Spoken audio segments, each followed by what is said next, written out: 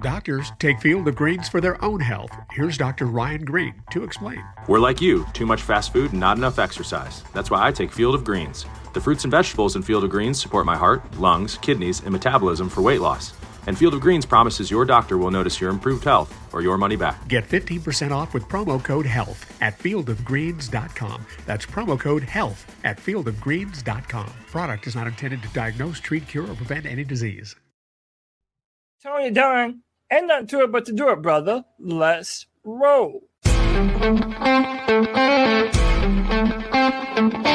a world where Carolina Panthers fans have an insatiable thirst for Panthers news and opinions, only one podcast roars ferociously. It's the C3 Panthers Podcast. Come on and have a seat, folks, on the C3 Therapy Couch. Copays are welcome. Tonight's show, micromanagement or mismanagement, or I actually titled it Micromanagement or Incompetence. The C3 Panthers Podcast is back at it again on a Tuesday night. Longest running Panthers podcast around. It's difficult. It's difficult getting ready for this show, trying to think of what to talk about, how to talk about it, and how to think. And I think what's really most daunting about this night tonight as I tried to figure out how to generate excitement or energy or even real discussion of things that we haven't talked about ad nauseum on this program is the idea that we're going to have to do this for 12 more weeks, probably a very identical discussion going forward. Guys, tonight we've got, though, still things to talk about. Is Frank Reich, is he a patsy? Is he a wet noodle? Is he a fall guy? Is he a yes man? Who's on the chopping block? Is Frank Reich, Scott Fitterer? Are they on the chopping block? Will Scott Fitterer make it through the bye week? How involved is David Tepper, folks? More and more news coming out, not only from speculation from fans, speculation from league sources, but straight from Frank Reich's mouth about the involvement of David Tepper's weekly interactions and meddling with the team. How much is that a part of the Carolina Panthers' failures at this point, or is it adding undue pressure? The ping pong table is still pinging and ponging in the background. Miles Sanders not doing well after a week of fumbles. He's taken the brunt of some Panther fan ire, should we say, and rightfully so. And then Terrace Marshall Jr., another lost player. Somehow Frank Reich is always, he's the dad that chaperones a trip with the kids and loses a kid at the zoo. He loses a kid at the zoo, and there's a panic. It's like, where is Terrace? Where's Terrace? I can't find. He was just here last week. He was just here last week. The week before, it was Adam Thielen. Where's Adam? Where's Adam? Guys, where are y'all at? Smash the thumbs up button. Be a part of the C3 Panthers podcast. The number's 252-228-5098. I know where Cody Lashney's at. He's my wheel man. He's to my left, I guess. On my screen, you're to my left, to the left of me, to the right of me. That's my wheel man, Cody Lashney. How you doing, my friend? I'm doing wonderful, man. Listen, I'm public enemy number one. Everybody got something to say to me, man, and I'm here for it. Listen, I'm a Carolina Panthers fan through and through. That will never change, but you can only handle so much incompetence on top of incompetence on top of incompetence, man. I mean, you have Frank Reich forgetting to put a player in the game. You have Hayden Hurst now talking more audibly about stepping up and being a leader. Tony, we had fans in our comment section under the last post-game show, Panther fans that were there for the Lions game in Detroit, and they were saying in the comments that the Panthers felt like they had zero energy to the football team, that nobody was playing for one another. It's tough times right now in C3 Panther Nation, but you know what? We're going to do this together like we always do with the best damn Panther fans in all of YouTube. You know them and love them. It's our guy, Drew, Billy Hall, Brandon R., Chase Hawkins, Daniel Berry Sports Highlights, JB, making true money, muscles, marinara, paisan, Patty Grimes, Raleigh Lee, Roosevelt Mongo, the Stats, Tim Estes, and Supreme Lita Z. Tony Dunn. Ain't nothing to it but to do it, brother. Let's roll. We need you folks more than ever. Billy Hall with a great donation, support of the podcast with this super chat. He says, while it's hard to be a Panther fan these days, real fans don't jump ship. Keep pounding, guys. Long road ahead.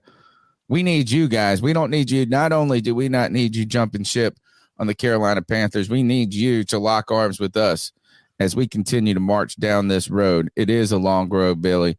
It is a long road, but we're going to walk it together.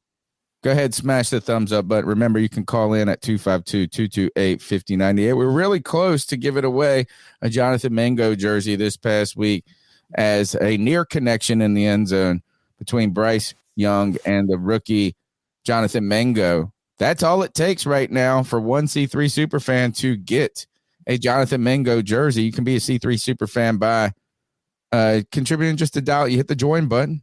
$1.99 support of a month continues to grow this podcast as we expand our content, expand our reach, and try to build a culture, build a foundation, a culture in the midst of adversity. CK, the year of 20C3 was not what I wanted it to be.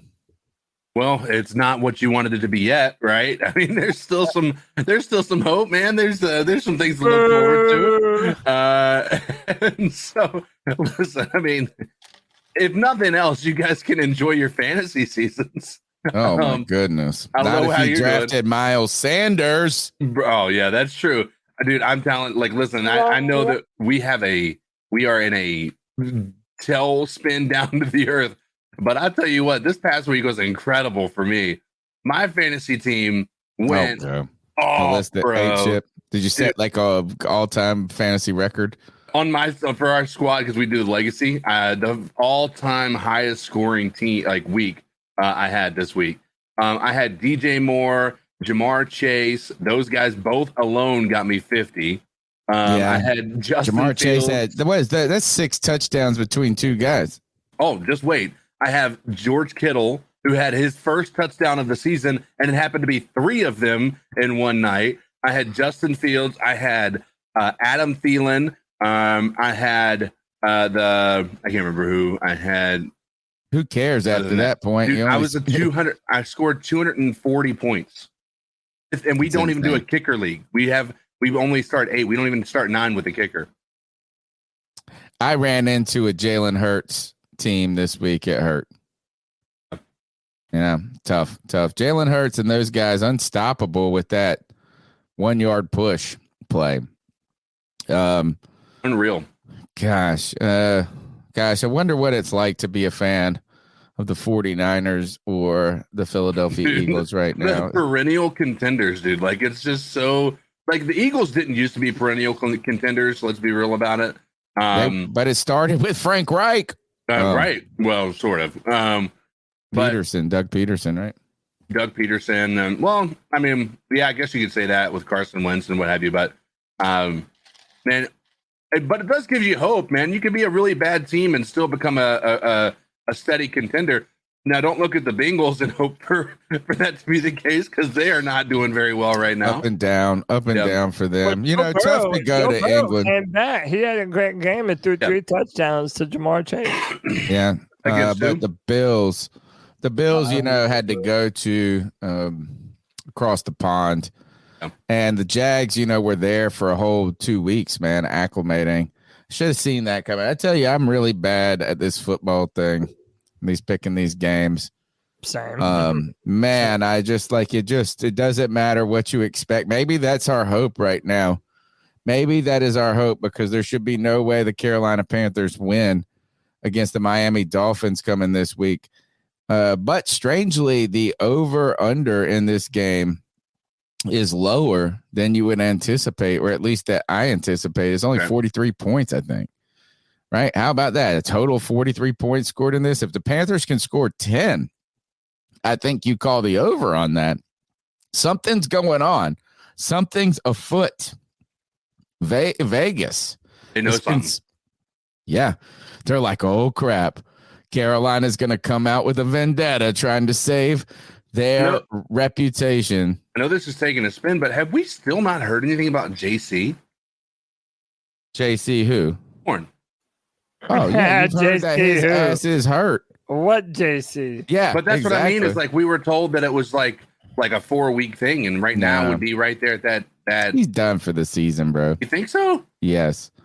That shit snapped. He had you remember what Aaron Rodgers' Achilles looked like when you saw that little wobble? That's what his hamstring probably did. So then why didn't they put him on season-ending IR? Yeah, that's a better move. I think he doesn't want to go. I think that it's, by the way, Justin Jefferson suffered a hamstring injury. He's seeking that second opinion. I think Horn really wants to come back and play just because he needs to he has to defeat the injury bug narrative. Yeah, exactly. If he's out, it's not for the team, it's for himself. If he's played 3 seasons and only been on the field for 6 games, I mean, that's going to be, again, I don't know, the exaggeration on the number there. I'm sure he's played a little bit more than that, but like that's certainly going to be a tick against his I'm not injury prone conversations. Yeah. He gets mad on Twitter when people indicate that he's injury prone. Yeah, man, he's he's feeling some kind of way, and you got to know that frustration. You feel for a guy right there where you do all the right things, and it just is like, I'm telling you, man. Listen to that Albert King song. This guy's been down since he learned how to crawl. He is. If he didn't have bad luck, he'd have no luck at all. Carolina Panthers have some bad luck, but they also have some poor leadership, it seems like, and poor ownership.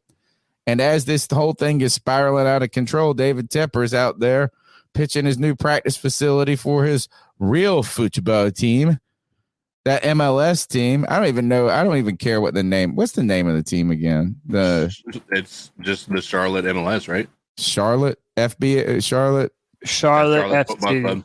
Charlotte FC. Charlotte. I don't even care, man. It's like, oh, we're developing. You know what? David Tepper brought music to Charlotte. Now he brought neighborhoods to Charlotte. He's developing neighborhoods out there. The Carolina Panthers are struggling. They're falling apart, and you got to wonder how and when. Who will be the sacrifice? I don't like to use those terms of football gods because I'm Catholic, and I feel like even just joking in those terms. But who do you sacrifice at the altar to the fans? That's who it is. The football gods are the fans out there who are not actually God. We're not gods. We are the peasants at the gates. If you think like we want some blood, who will the Carolina Panthers sacrifice? Will Scott Fitterer make it through the bye week? Will Frank Reich make it past year 1?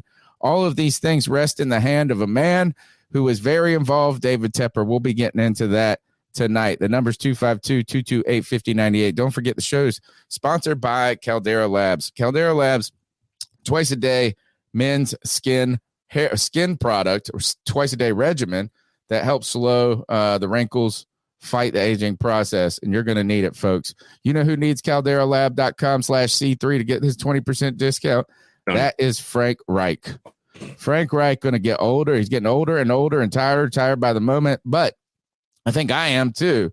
That's why I'm using my Caldera Lab products. I wake up in the morning, I use the facial cleanse. I love the lotion, right? Because they get you to clean the face, it tightens up. You can feel it tighten up immediately too. It's kind of wild. And then you get the lotion. It's not the dry. You don't get the dryness. It eliminated blackheads. It got rid of that oily feeling that comes with this Italian skin. At night, you can put on this serum. You got the eye cream. But I need a lot of it because I'm crying every day. CalderaLab.com/C3 gets you 20% off your order. You're going to want a discount, folks. You're going to want a discount because right now we're paying the price in other ways. We are paying the price as fans. We're paying the price. And David Tepper's just raking in the freaking money. And we're just crying our eyes out. So as you try to fight those tears, as you try to fight the aging process that the Carolina Panthers bring you, check out calderalab.com/C3. Make sure you hit that /C3 to get that 20% off and help us continue to keep this program rocking and rolling down this hard road. Guys, let's go ahead and jump into the show. Right now is micromanagement incompetence or incompetence. Is it micromanagement and incompetence? Is it micromanagement and mismanagement? Right now, the continued news is coming out that the Carolina Panthers, that David Tepper is a meddler. Now, meddler might be too nice. So we're going to get into that. But we brought in the super squad of coaches, guys. We brought in, and I can't tell you how unprepared I was. I thought the Indy fans were exaggerating. I thought the Indy fans that were talking junk about Frank Reich were just kind of butthurt because they hadn't been good. I thought that Frank Reich had managed through some difficult times when you had he took the job on short notice after Josh McDaniels was first offered the job. Had some success with Andrew Luck, but then he had some success with Phillip Rivers. Had to deal with was it Tyrod Taylor? It was one of those guys. It wasn't Tyrod Taylor. It was the other one. Jacoby Brissett. Yeah, same guy to me. All right, Jacoby Brissett. Then he had to go and try with Carson Wentz, and none of this kind of worked out. That kind of rotation of journeyman old quarterbacks that the Panthers, I felt like were starting to get into that rut right there. I thought that was a problem or a part of the problem. I thought that the owner, they had a GM who was very he's an egomaniac in so many ways. So I thought that the Colts fans were, a little exaggerative of what was going on with Frank Reich. We used to make fun of Matt Rule and for the dumb mistakes and the dumb things he did week to week. I'm starting to wonder if we should be like debuting a Frank fuck up section. A Frank fuck up. What did Frank forget this week? Yes, that's it. No, it's got to be a Frank wrong.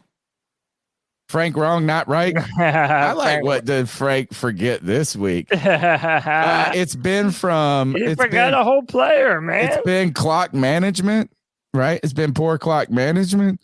It's drawing up a play for one player and Adam Thielen in the past who wasn't on the field in that. And now Terrace Marshall Jr., who led the team in receptions against the Minnesota Vikings, says he has no clue why he didn't play a single snap. The only active player to not play a single down, Terrace Marshall Jr., got lost at the zoo. Frank Reich was taking the kindergarten class, and his little child, Bryce, he had to make sure little Bryce, it's like, where's little Bryce at? Where's little Bryce? Oh, Bryce, do you want some French fries, Bryce? Oh, Bryce, what do you need, Bryce? And then they get to the lion exhibit. Every kid's there. Every kid's excited. That's what you wanted to go see. You want to go see the lions. You want to go see the tigers. Where's Terrace at? We lost Terrace. Where the hell is Terrace at? Terrace Marshall Jr., the leading reception guy. And this is ridiculous. I hate how they've been phrasing that. He had the most catches. Yeah, he had the most catches, but he only had 56 yards 2 weeks ago against the Vikings. But he was missing in action, and Terrace Marshall Jr. says he has no clue why the Panthers didn't play him. And Cody, they asked Frank Reich, why didn't you play him? What do you have to say? Yeah, he basically said, he just plumb forgot. Hey, man, so listen, one, it says a little bit about TMJ, that he's that forgettable as a player that you can even be forgotten on the sideline. But when asked about it, Frank Reich said it was my fault that Terrace Marshall Jr. didn't appear in the game. I did not do a good job of telling our coaches this is what I would like to see. He should get some play time. And again, man, you mentioned that he was he led the Panthers receivers in receptions against Minnesota. You need more playmakers out there, and you just refuse to play Terrace Marshall Jr. I mean, at this point, it really does make you embarrassed that he has the number 88, the same number that Greg Olsen had, man. He's not worthy of that number. I was excited about Terrace Marshall Jr. and his potential. But Tony, right now, these coaches are so bad. Even if we had a Justin Jefferson on the team, They might have forgotten. I'm not entirely No. sure that the coaches would put him in the right spot, dude. They don't inspire a lot of confidence. And I'll try and find the video of it while you guys give your thoughts and opinions. But okay, this is pretty embarrassing, man. I don't know how many times a coach has ever just flat out forgotten to put a player in the game, man. Have you ever heard anything like that ever before? TK, look at this comment from KG73. She said, imagine showing up, giving your all every day, knowing there's a chance the head coach might just forget you existed. Oh, man, dude. That's just gotta be like, I am a Terrace Marshall, like, hopeful. I'm an eternal optimist, some might even say. Like, I gave up on it this year. Like, I mean, well, no, I was on top of it, like, personally, this year, because I felt like, this is the year that he breaks out, right? He's got Bryce Young, he's got all these pieces, and he's got Frank Reich. I mean, these guys are going to recognize his potential. Dude's come in here and just like not existed. And now to be on that side of things, I don't know if it's a matter of him or if it's just because everybody else looks bad, right? They're not even giving him an opportunity. I'm not sure what his snap counts are. I don't know if he's being even considered a first or second read in these routes. So, I mean, I'm not sure. On this day, he was considered a 0. Exactly. And so we'll see, man. It certainly doesn't bode well for the outlook of Terrace Marshall Jr. I have him on my bench in my fantasy league, just waiting for the moment he breaks out. And it's not happening. Yeah, you can wait. Don't hold your breath on that one, my friend. I wonder too, though, is this Frank Reich clumsily taking the fall for this? Is that I think he should just I don't know if Frank Reich's too honest or too nice. I think all can be real. Or maybe both, is that because you're saying this is like Terrace Marshall Jr., if you haven't gotten your number called at all, should all of a sudden be standing right beside Thomas Brown or right behind Frank Reich. And anytime something good's happening, trying to high five Frank Reich, like, hey, remember me? Remember me? And then on the other hand, he's saying, I got to convey to our coaches this we want. Like, and I know it's easy to just say Frank is sorry, and Thomas Brown would be so much better. I do think that Frank might have just too much on his plate at this moment. But, like, why didn't anybody go, hey, like, no one even just said, Frank, let's get 88 in. DJ Shark ain't doing shit.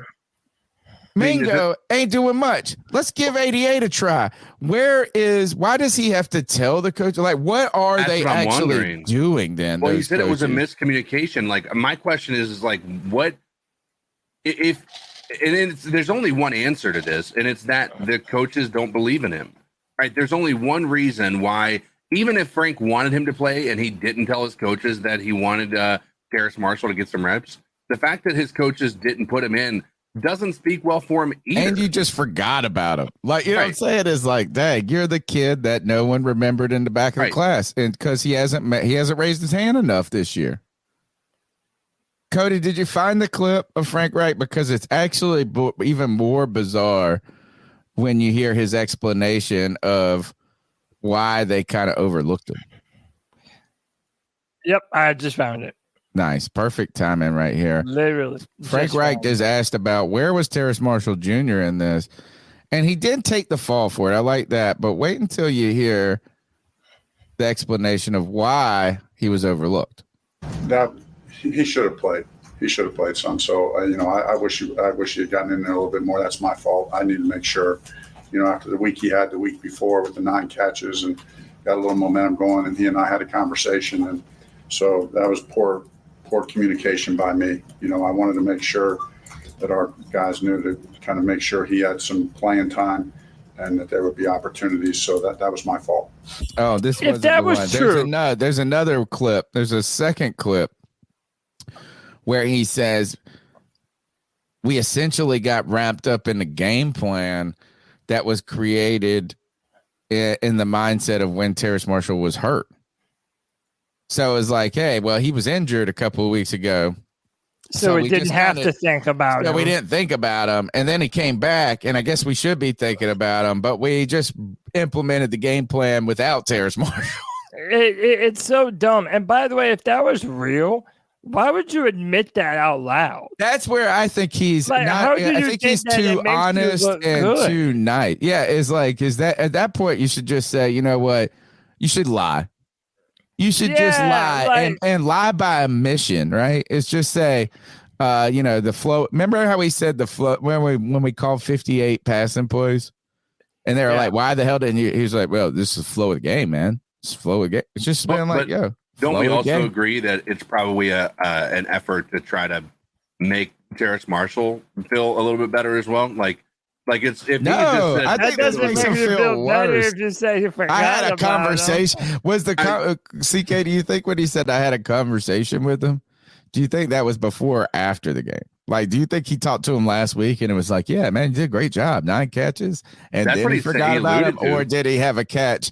Was the conversation on Monday like, my bad, I forgot about you? it sounded like he was talking about they had a conversation before the game about how good he performed in against the Vikings. I don't know if I really don't know the answer to that question. Where's I that don't Parks think- Frazier guy at? That's Caroline Cann's husband, who's the passing game coordinator. Where the hell is Thomas Brown here saying, look, dude, come on, Frank. It's all such a I think it's real easy to shit on Frank, and I think Frank's taking the shit. And he should, right? I mean, he ultimately should. I don't think he should defer the shit to other people, but like, he can't be the only person culpable here. No, I mean, but there's a lot of culpability to go around. Zero Evero needs to have some fire slung on him. This defense looks absolutely pathetic. And I mean, You don't got no players, though, dude. Okay, but even still, it's like, yeah, but Tony, you can say that about the offense and the defense. Oh, we have been. Yeah, so what I'm saying is, like, there has to be enough room to go around for everybody. Everybody can get this smoke, all right? It doesn't matter what, if you're on the defensive side of the ball, the offensive side of the ball, everyone is underperforming to painful levels. Nobody thought the team would be this bad, even if you expected us to have ups and downs. No one expected us to be one of the worst teams in football. Right. Put me at the front of that line, Cody. Also, to all the people that were not confident moving to a 3-4 defense, how is this supposed to instill any type of confidence? Like, you had to know going into this year that you didn't have the requisite pieces in order to field a proper 3-4 defense. But you have to make the switch at some time. I thought the pains would be there. Cody, for me, I'm at the front of the line of the person you just said. The person that thought there would be some struggles and some challenges, but what I was heartened by, or the positive thing going in, was I just continued to say that the problem with the rule era was a lack of experience. And then you brought in all of this experience, and you look inexperienced. Yeah. That's the thing, is like, this is like, look, it's okay. Look, we were critical on some small things with Matt Rule, like, it's like, oh, here's clock management, here's a put, but it wasn't like, oh, I forgot about this motherfucker. No. And it sounds like, what's that McCarthy dude? That was like zonked out at the podium and like. Oh no, it's McConnell, Mitch Reed. McConnell. Oh yeah, Mitch McConnell. Mitch McConnell. It just seems like, bro, are you really of age to be doing this right now? I think Panther Pickle though is bringing up something that is a real legitimate conversation to be had. Look, is that bringing in a coaching staff together? They're gonna a new coaching staff. A lot of these guys haven't. Any of them have never really worked together, but maybe a couple. is that there is going to be the need to gel, right? Like as a time, just like the players and the team are going to come together. The staff is going to have to come together. But we thought that they had been so experienced and professional that would be less difficult than maybe for some college coaches coming in. But Panther Pickle brings this up is ultimately, are there too many cooks in the kitchen? Are there too many chiefs, not enough Indians? Or just the wrong head chef. Maybe the sous chef needs to be the head chef. Or maybe the manager or the owner's coming in. Incompetent. And he's like, hey, but can I remind you guys that our owner puts ketchup on a steak? So imagine if you walked into Gordon Ramsay's restaurant. You're the owner. You own the restaurant. Gordon Ramsay is your head chef. He makes this whole damn thing. He goes, all right, Gordon, I think what we should do. Pass me that Heinz ketchup, baby. Give me some ketchup. I think this, you know what, this is a great dish. I think we're heading in the right direction, Gordon. But this could really benefit from some ketchup. Yeah, dude. It's past that A1 steak sauce for my Wagyu A5 beef. Yeah, dude. It's pretty embarrassing right now. And listen, there's literally nothing that you can say to defend this coaching staff because of the fact that we are 0-5 right now, staring down 0-6.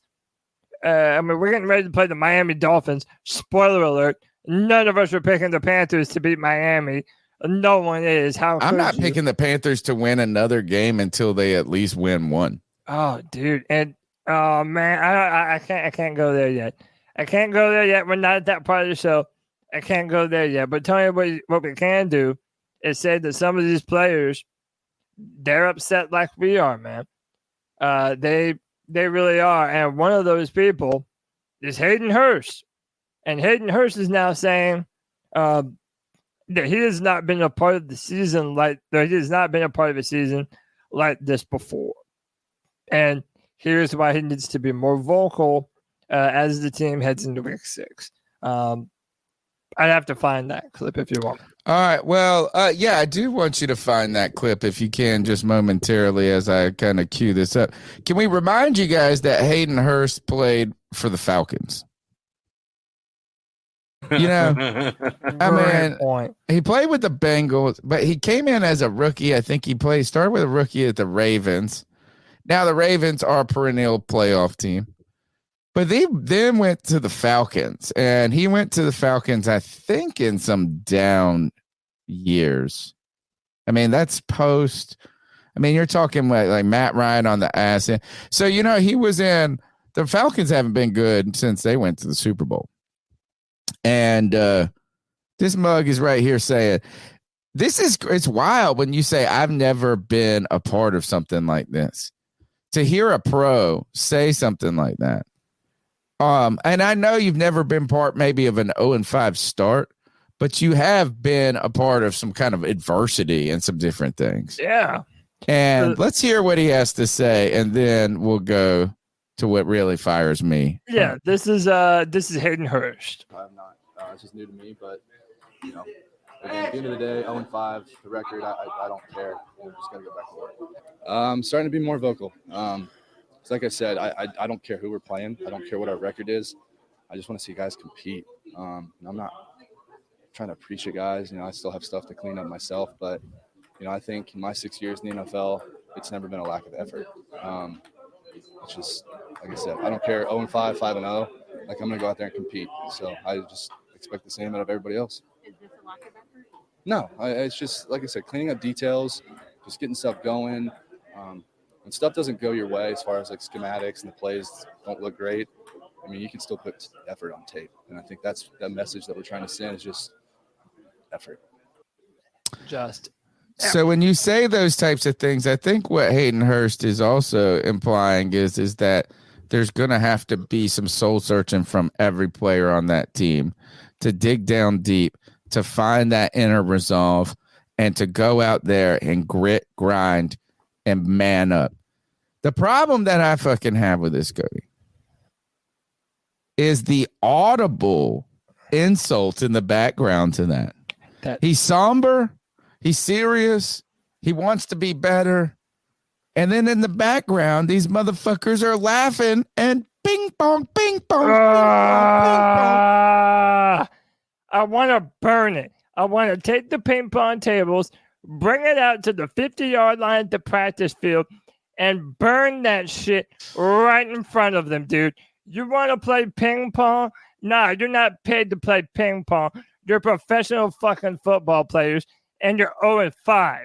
Why is it now through 2 coaching staffs we're still listening to that stupid ping pong table in the background, 3 bro? coaching staffs. 3. Oh my God. Now look dude. about this. Now I put this up. on the Twitter, on the X. And here's some of the comments I got back. Alex Armbuster says this: no one is losing because of the ping pong table in the locker room. Other comments. Glenn Crawford, though, says, seriously, though, how they got that goddamn ping pong table in there? That's on coaching, Tony.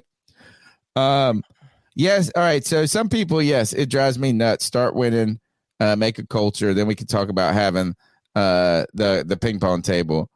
But this was a lot of it was, I wonder if the 49ers have it. Well, no, it was, hold on. There's a lot of people defending it. Where are these almost? It's so stupid. Oh, man. I'm not telling grown men how to blow off steam. That's weirdo activity.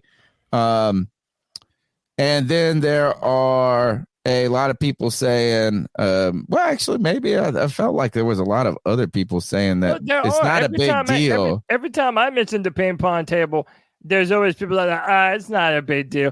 Dude, you are the worst team in football who does not have a first-round draft pick, and yet you're playing ping pong table in the background. Get the fuck out. I'd be a villain as a coach in a minute, and I'd say, hey, you want to be mad at me? Fine.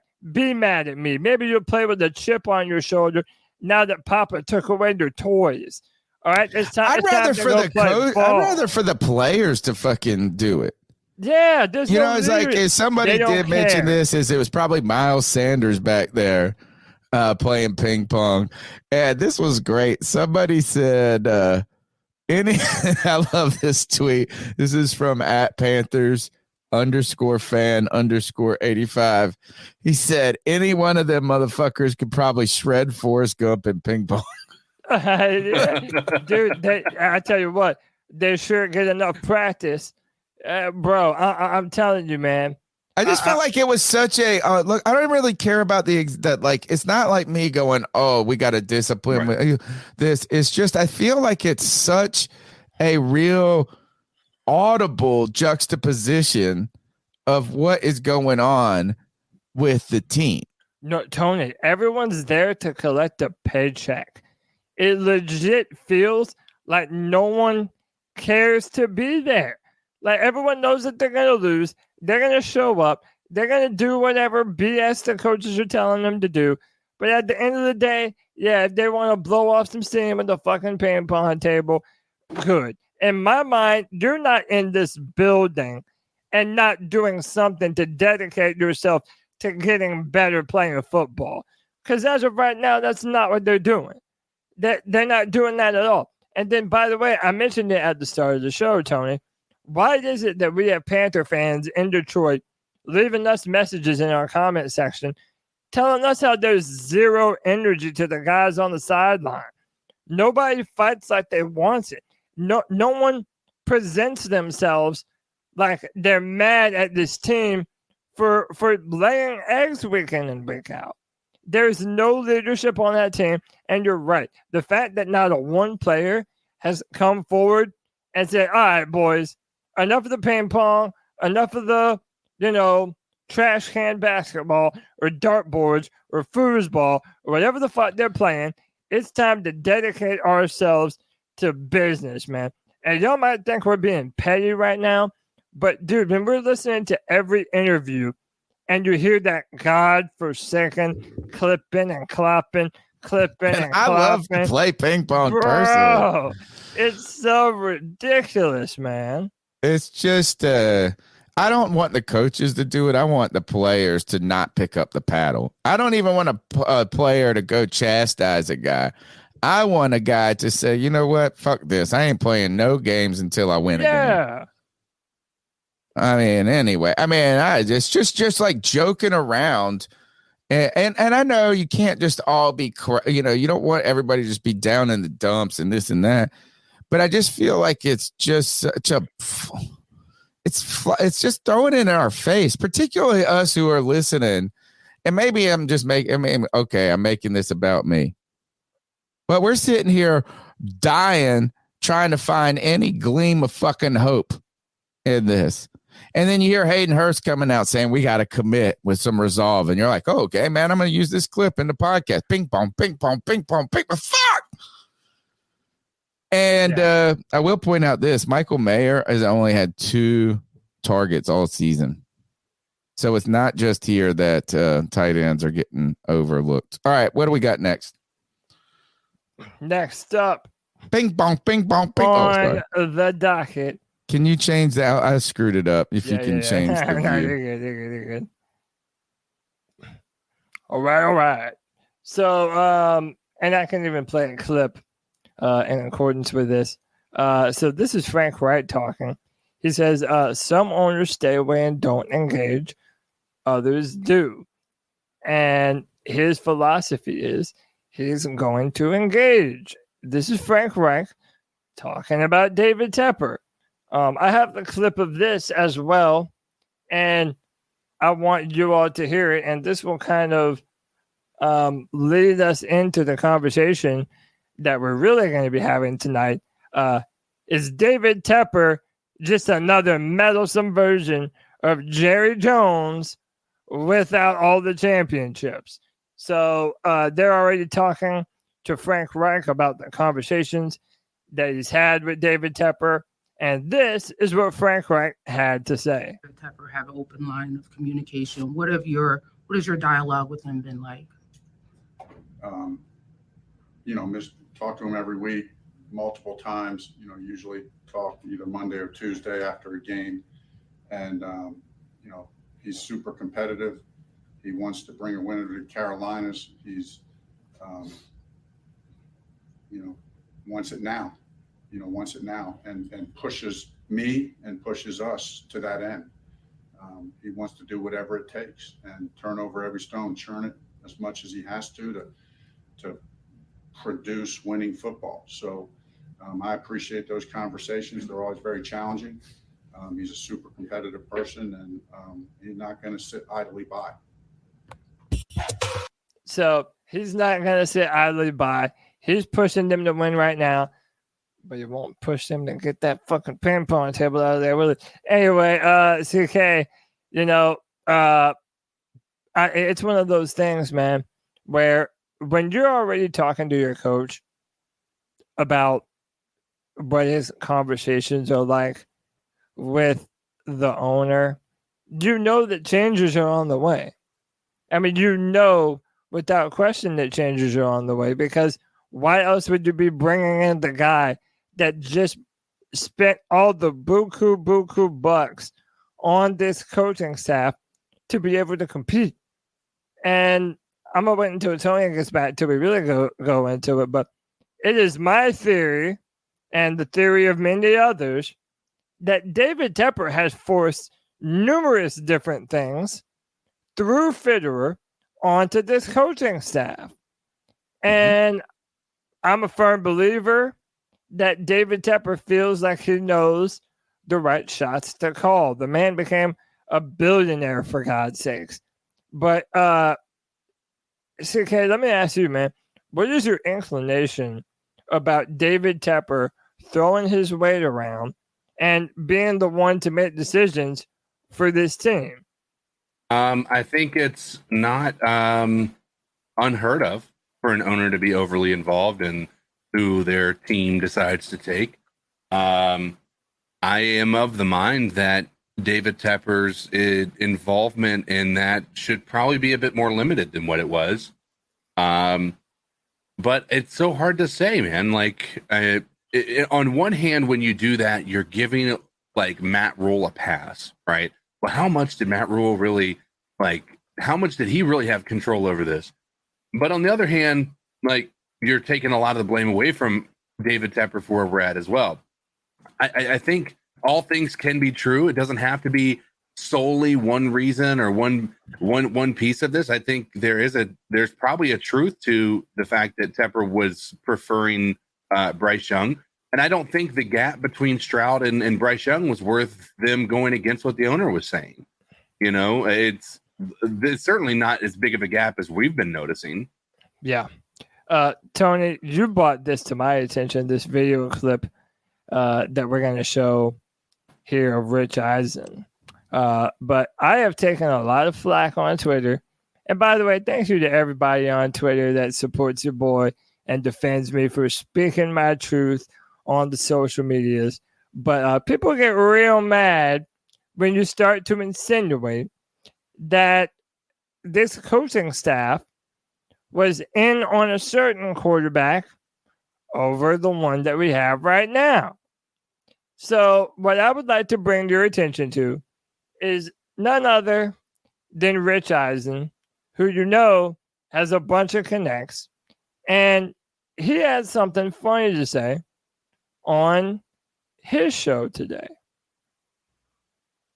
It lends credence to what's kind of an open secret in the league right now. And I don't know if... I'll start it over. It lends credence to what's kind of an open secret in the league right now. And I don't know if this is, in fact, the case. And I don't usually traffic in this sort of stuff, but I'll throw it out because this is what you quote unquote hear, is that they were sold on Stroud and the owner wasn't. And the owner wanted Bryce Young. Interesting. Ooh. And it can't help that CJ Stroud has yet to throw a pick and he is lights out. That's the whole point here. Wow. And so I'm just wondering, you know, if there's a hot seat there, they would be, I'll just say this, very foolish to one and done Frank Reich. Well, what if it's for Bill Belichick? Dun, dun, dun. Would you really, is that what is that another open secret? Now, look, I pretty much said this verbatim on Twitter. I've now said it on the podcast. And all the Bryce Young super truthers get all pissed off at me and think that I'm calling Bryce a bust for speaking at the obvious. We saw the coaching staff at CJ Stroud's pro day, and they were fawning all over him. The arm talent, the mobility, the leadership. It was not a surprise. Everyone knew that Frank Reich likes big, strong quarterbacks. That is all he has ever had before. Joe Person said this. We highlighted this a few weeks ago, 2 weeks ago, I think. He went on the Adam Gold show and did an interview. And he said, look, I don't have any hard evidence, but we know that Frank Reich's type. Yeah. And we also know that David Tepper was into Bryce Young. So I mean, and look, is KG73 is just saying, bro, it said it's a rumor. And he did. Like he said, look, I don't want to do, but he said an open secret too. You know, and that is like in that clip said he keeps hearing. Why would he say that this is something that he keeps hearing? It's kind of like where there's smoke, there's fire on this one. Yeah. You know, is that and it really has less to do with because I think that, look, is that this had to have been a consensus pick, right? Is that, and we'll go, I mean, and this is really the question here is, did David Tepper want Bryce and then this coaching staff not? And is that leading to some of the problems? I think that's overcomplicating it in some ways. Is that I think that if you are coaching staff, like, and you are coming in on this, is you got to be vocal and backbone enough if you're convicted to say what you think and do what you say. I think that if you were, I think that you should also be able to prosper with Bryce Young, regardless if you had an affinity for CJ Stroud. And just because CJ Stroud is having success doesn't mean that Bryce Young won't have it or isn't a very good prospect. Right. Really, this has less to do with if we got the right quarterback, but more to do with how much influence does David Tepper have on not only the day-to-day operations, but in the mental. He's like in their head. He's living, I won't say rent-free. He's paying the rent.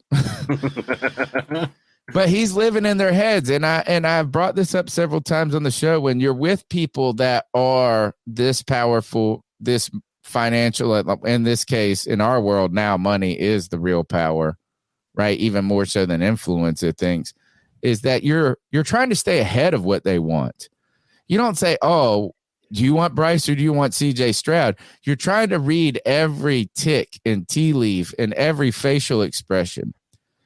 And what we know is that in some ways is, look, Tepper isn't a football guy. So many people are talking shit about our podcast and everything about like, well, you guys never play football. I'm sorry, mister. You played football in high school. So you obviously know how to run a pro football team. You know so much. It's like, well, okay. But it's not like David Tepper played any fucking football either. And he's running the show. There is smoke. There's fire, and I don't want to get too far into who was the right pick or what did Frank Reich want somebody. I think it's more of we're just going to do whatever makes Tepper happy. And if we come back, and I wanted to ask this, guys.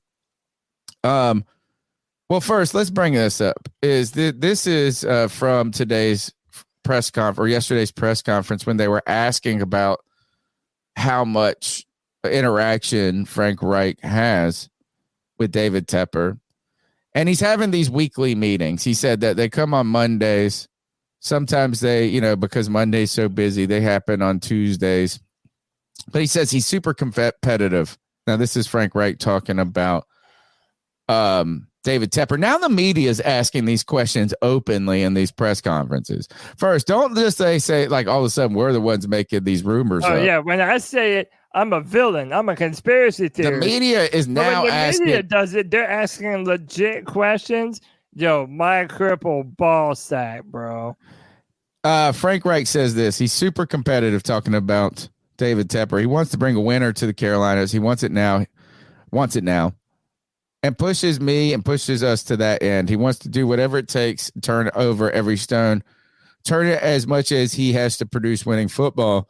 So I appreciate those conversations. They're always very challenging. He's a super competitive person. He's not going to sit idly by. There's different philosophies in ownership. Some kind of say stay away and don't engage a lot. Other owners do. And his philosophy is he's going to engage. And listen, it's only been a short experience, but it's been a really good experience. It hasn't been fun. It's not fun. Those meetings, I would not characterize them as fun, but those meetings make me better. And I trust they make us better. And this is where it all comes to me is how much is Tepper's influence? Is it getting to the point where it's overbearing to where now Frank Reich, I mean, of course, Frank Reich is a mess right now. 0-5, not how he wanted it to start, the team, all of this stuff. And then he's got to go in and go to the principal's office. He's got to go to detention once a week. He's got to go write his name on the board 150 times, right, in front of David Tepper. And I wonder, does now David Tepper have a type? David Tepper have a type? And I think it might start more with Scott Fitterer. And you brought in Scott Fitterer. Remember we saw those videos about the balance between we needed kind of a counterweight between Matt Rule and David Tepper, and that was Scott Fitterer, or David Tepper was going to be the tiebreaker in all this. It's starting to wonder, is David Tepper's type just a yes man? And is Scott Fitterer the yes man? And is now Frank Reich the new yes man? Oh, absolutely, dude. I believe that Frank Reich is a patsy. He's brought in to do whatever whatever David Tepper tells him that he's going to do. And Tony, I've told you my theory about this. I'll reiterate it once again. I believe at one point in time, this entire organization was sold on C.J. Stroud because the original plan was to wait until the Texans and the Bears made their trade. The Panthers were going to go to number 2. The Bears were going to go down again. Everybody knew that the Houston Texans wanted Bryce Young. So if they were comfortable moving up to number 2, that tells me that 2 of the prototype big arm, big body quarterbacks of C.J. Stroud or Anthony Richardson were going to be right there for the picking.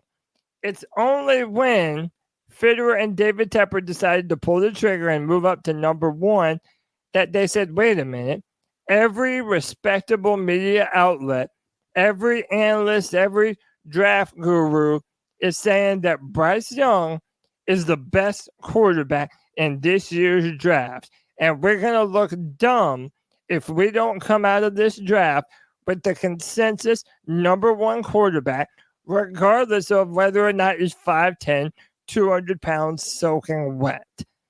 And that's when everything changed. And then that's when Fitterer and David Tepper and the front office pretty much from then on shifted everything toward Bryce Young. And Frank Reich is also a bit of a yes man. And I believe he didn't want to start a fight. And maybe he also didn't believe there was that much of a difference between Bryce and Stroud. I don't know. And Bryce is a good talker. Yeah.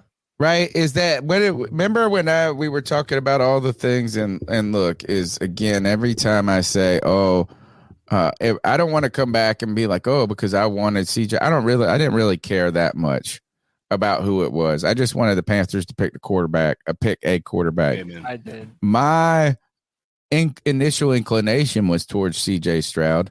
Same. And then then it started to move towards Anthony Richardson at the last second because I have my type. If David Tepper has his type of yes man, I have my type, which are big, giant, athletic black men, right? So I wanted Anthony Richardson. You're so cringe when you say that, but I know. That's why I say it every time like that on purpose. I mean, I have a type of that. And so I was, and then I think this is that as we kind of got towards the end of it, we were trying to figure out who the pick was going to be and when Bryce was the pick. Bryce is superpower. Remember we said like every elite quarterback has to have one just elite trait. Right. Bryce's has been his processing ability, but really he's elite in interviews. Do you remember when he would go on whatever interview would go on, he'd be like, oh my God, smartest, most mature kid I've ever met in my life. And I wonder how much that wooed David Tepper. And because this is that when you are dealing with someone, but the other thing that's wild about this is Anthony Richardson is really well spoken.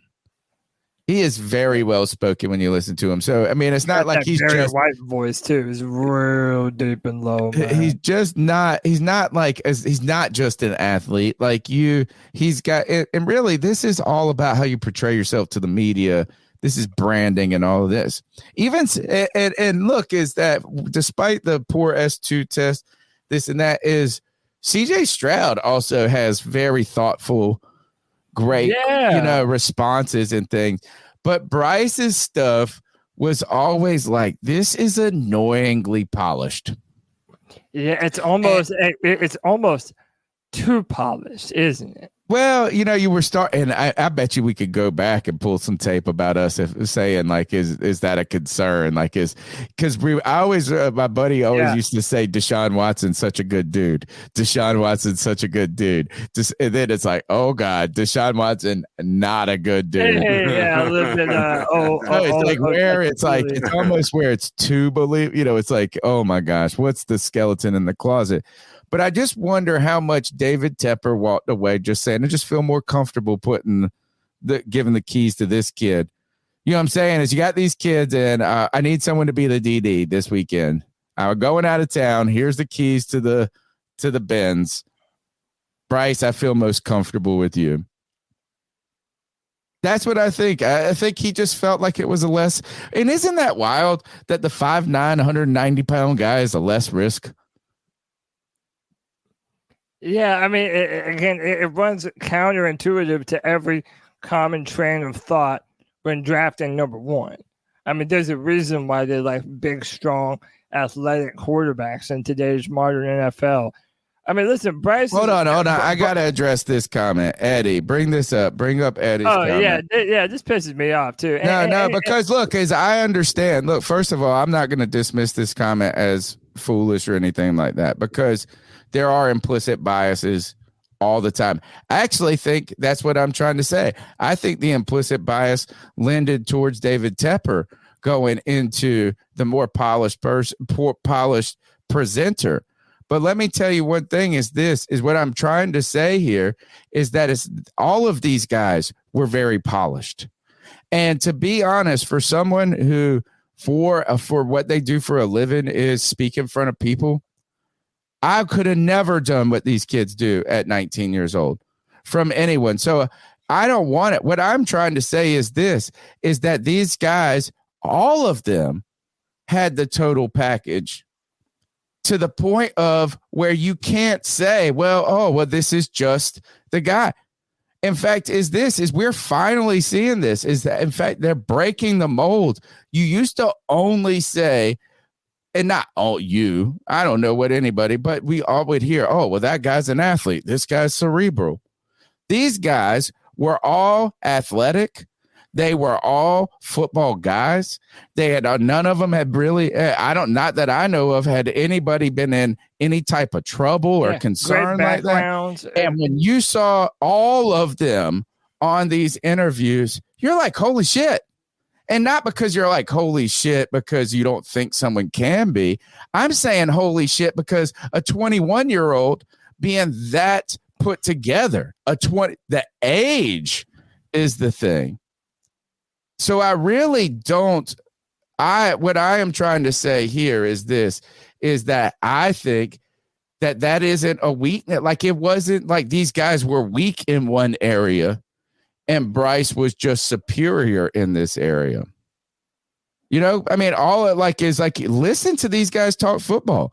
Listen to CJ Stroud. Look, CJ Stroud came out there and gave a talk to the fans the other day, and you're like, holy shit. He wants you to have, I want that guy to be my guy. It's not like these guys were stumbling and fumbling and bumbling in their interview process. So I really don't, I do want to address that because I do think implicit bias is a real thing. And I hope you don't, and you know what, and I'm not trying to do that, but hey, if that's the case, I would actually say I think that maybe that implicit bias could have gone into it. It's just the fact is all the top quarterbacks were black. All of them. And they all came from great backgrounds. They were all well-spoken. They were all incredibly intelligent. So there's nothing coded at all because they all shared a lot of the similar attributes. But, okay, one of the things that you have to remember is that Bryce Young's father is like a renowned psychiatrist. He's like, he's done that for a long time. And he's kind of brought Bryce up in that type of way to know how to present himself, to know how to navigate through certain circumstances. And by the way, it came out that Bryce Young had been taking the S2 test since he was in like high school or something like that. No way. Yes. No, I haven't heard that. That's awesome. Everything about Bryce and his family were about preparing him to one day be a professional football player. And I'm not coming down on them from that. That's an incredible family. Oh, you should. Yeah, trying to build into the life of their son. These and help guys him be a professional football player. That's and I don't incredible. know. I don't know Anthony Richardson's personal background that well. I want to say I remember Stroud's not just being like from a place of privilege, though. No, right? Stroud was his father, I believe, ended up going to jail at some point. And his mom raised him, and she brought him up the right way. Yeah, good testament. But everyone loves what we know about Bryce. Loves CJ Stroud. Bryce had a personal quarterback coach since he was like in the 8th grade. You know, it's like if you're talking about taking the S, you are, and you know what? It's not a terrible idea if you believe in your kid that much and they have a passion for sport like that. There could be, it's not a poor financial investment, and clearly it wasn't. He went number 1. Yeah. You know, so it's not like I'm not going to fault anybody for studying for the SAT. You know, it's like, oh, well, they got a good score on the SAT because they like, well, I mean, like, good. You should do the right things. Yeah, but it does suck when this one test is used against this player and this test is leaked out there to essentially call the man stupid. Like, because he failed this S2 test and other big name quarterbacks that are successful right now, they did well in their S2 test. But Stroud didn't, so therefore he's stupid. Like that, and I have no doubt that was another thing that played into the pick at number 1.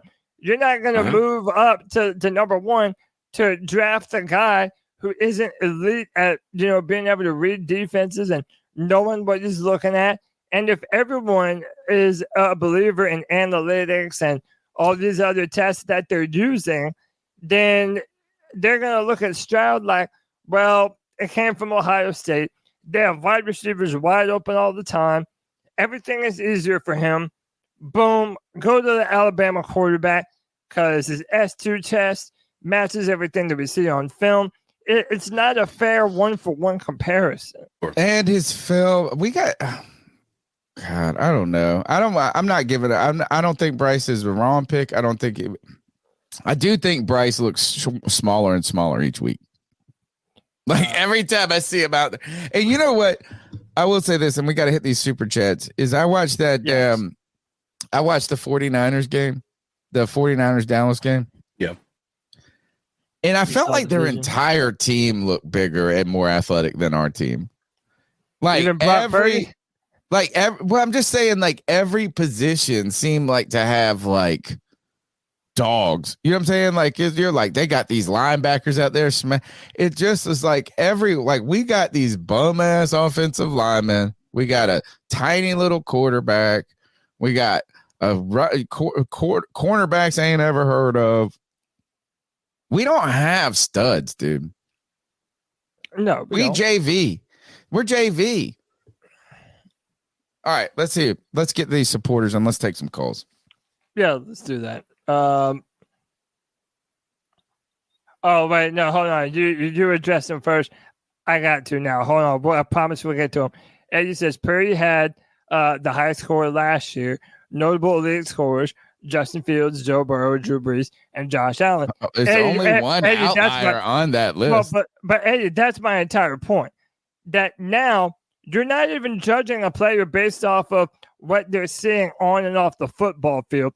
You're basing it off of a test that literally wasn't even invented for football.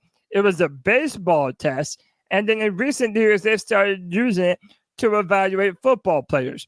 But the fact that CJ Stroud, as a prospect, got devalued because of a low test score and a test that has nothing to do with football, you cannot tell me that that's fair. I'm sorry. Can you see a scenario, and again, this is purely speculative, but where David Tepper and his bias for Bryce Young made that almost, again, I know this is a long shot, but that score was leaked by him in an effort to make the pick that he wanted to be more appealing? I don't know. There's a couple of things when you think about that score that's important too, is that the company that runs the S2, this was a big failure for them that this score leaked, right? Because a big part of these scores, a big part of the way that these test scores go is that the players were the ones that were the only people that could release the score. And somehow this information got out, which already is sketchy in its own way. Is like, why is this out? It's gotta be a team. And that's here's the thing. There's only two beneficiaries of this. Okay. Or a team that wanted CJ to fall, right? That's what I'm saying. There's only two people involved that could have been. And that is either David Tepper to make himself look like the decision they made with Bryce Young wasn't the wrong one, or the Houston Texans in an effort to make sure that David Tepper didn't want to take Bryce Young or didn't want to take CJ Stroud over top of Bryce Young. Daniel Jeremiah, Eddie says, and he's right about this, to accidentally leaked that Bryce scored the highest in the class, but he got that from a team.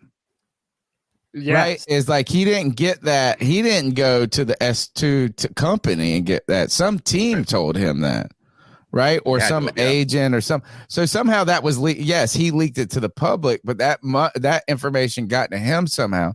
The other thing is that the company itself, I saw an interview where the CEO went out and had to do damage control or whatever. I don't know if he's a CEO or whatever. He went on Pat McAfee's show. Is that what it was? And then he said, look, is that we got to think about some circumstances here.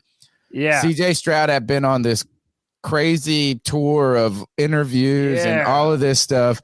And he came in and he actually didn't want to take the test. It was late at night, apparently. Yeah, and he said that he didn't want to take it, but they said, why don't we just take it and you can retake it if you don't like while you're here. And so then that came out, right? So he did damage control on that. That company's trying to distance themselves from the leak on this. The point being is that was used against, that was not used by CJ Stroud's people to inflate his stock. That was somehow used to either downgrade CJ stock, or even if you want to take that conspiracy theory farther, like CK is saying, is somebody is out there trying to inflate Bryce Young stock in that case. Because there's a great advantage to being the number one pick. Either way, what my whole point is, I don't even know what my whole point is.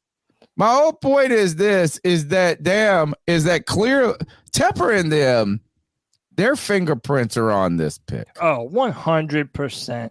Let's hit some of these super chats. BG, but the 199 says fans will be more irritated when we play CJ. Oh, bro, I'm about to be insufferable. Y'all better hold on to your asses. You know what? We should be thankful we're not having to play Anthony Richardson. Imagine fans. Is he going to be out longer? It's out 4 to 6 weeks. Yeah, damn.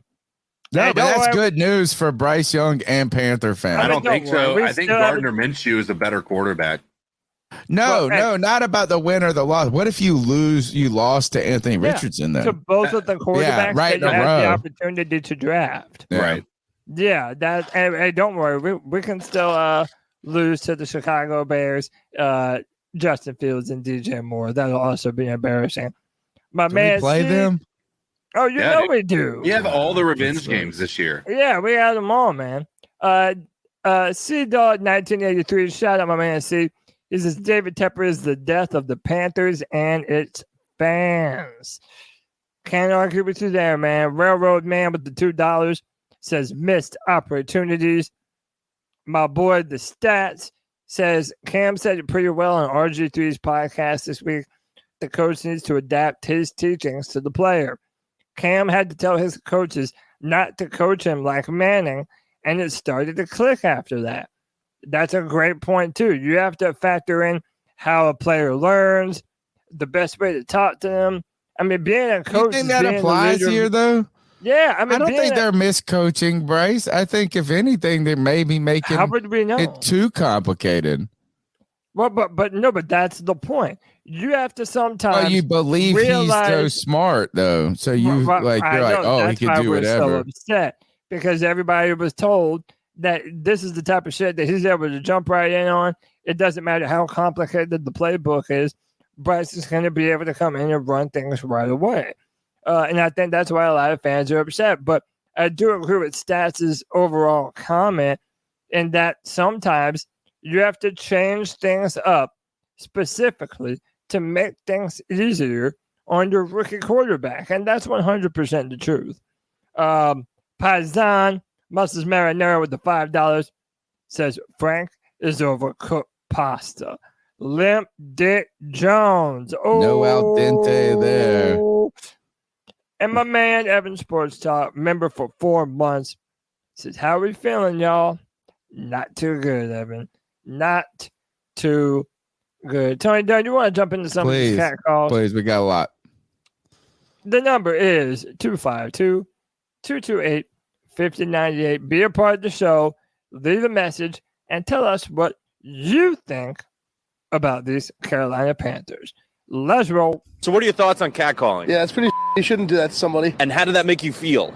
Very uncomfortable. So how do you think catcalling makes the person feel? It feels good, like. Who's that cat sitting in the back corner with his face buried in his notebook? Who's that kid that can use one?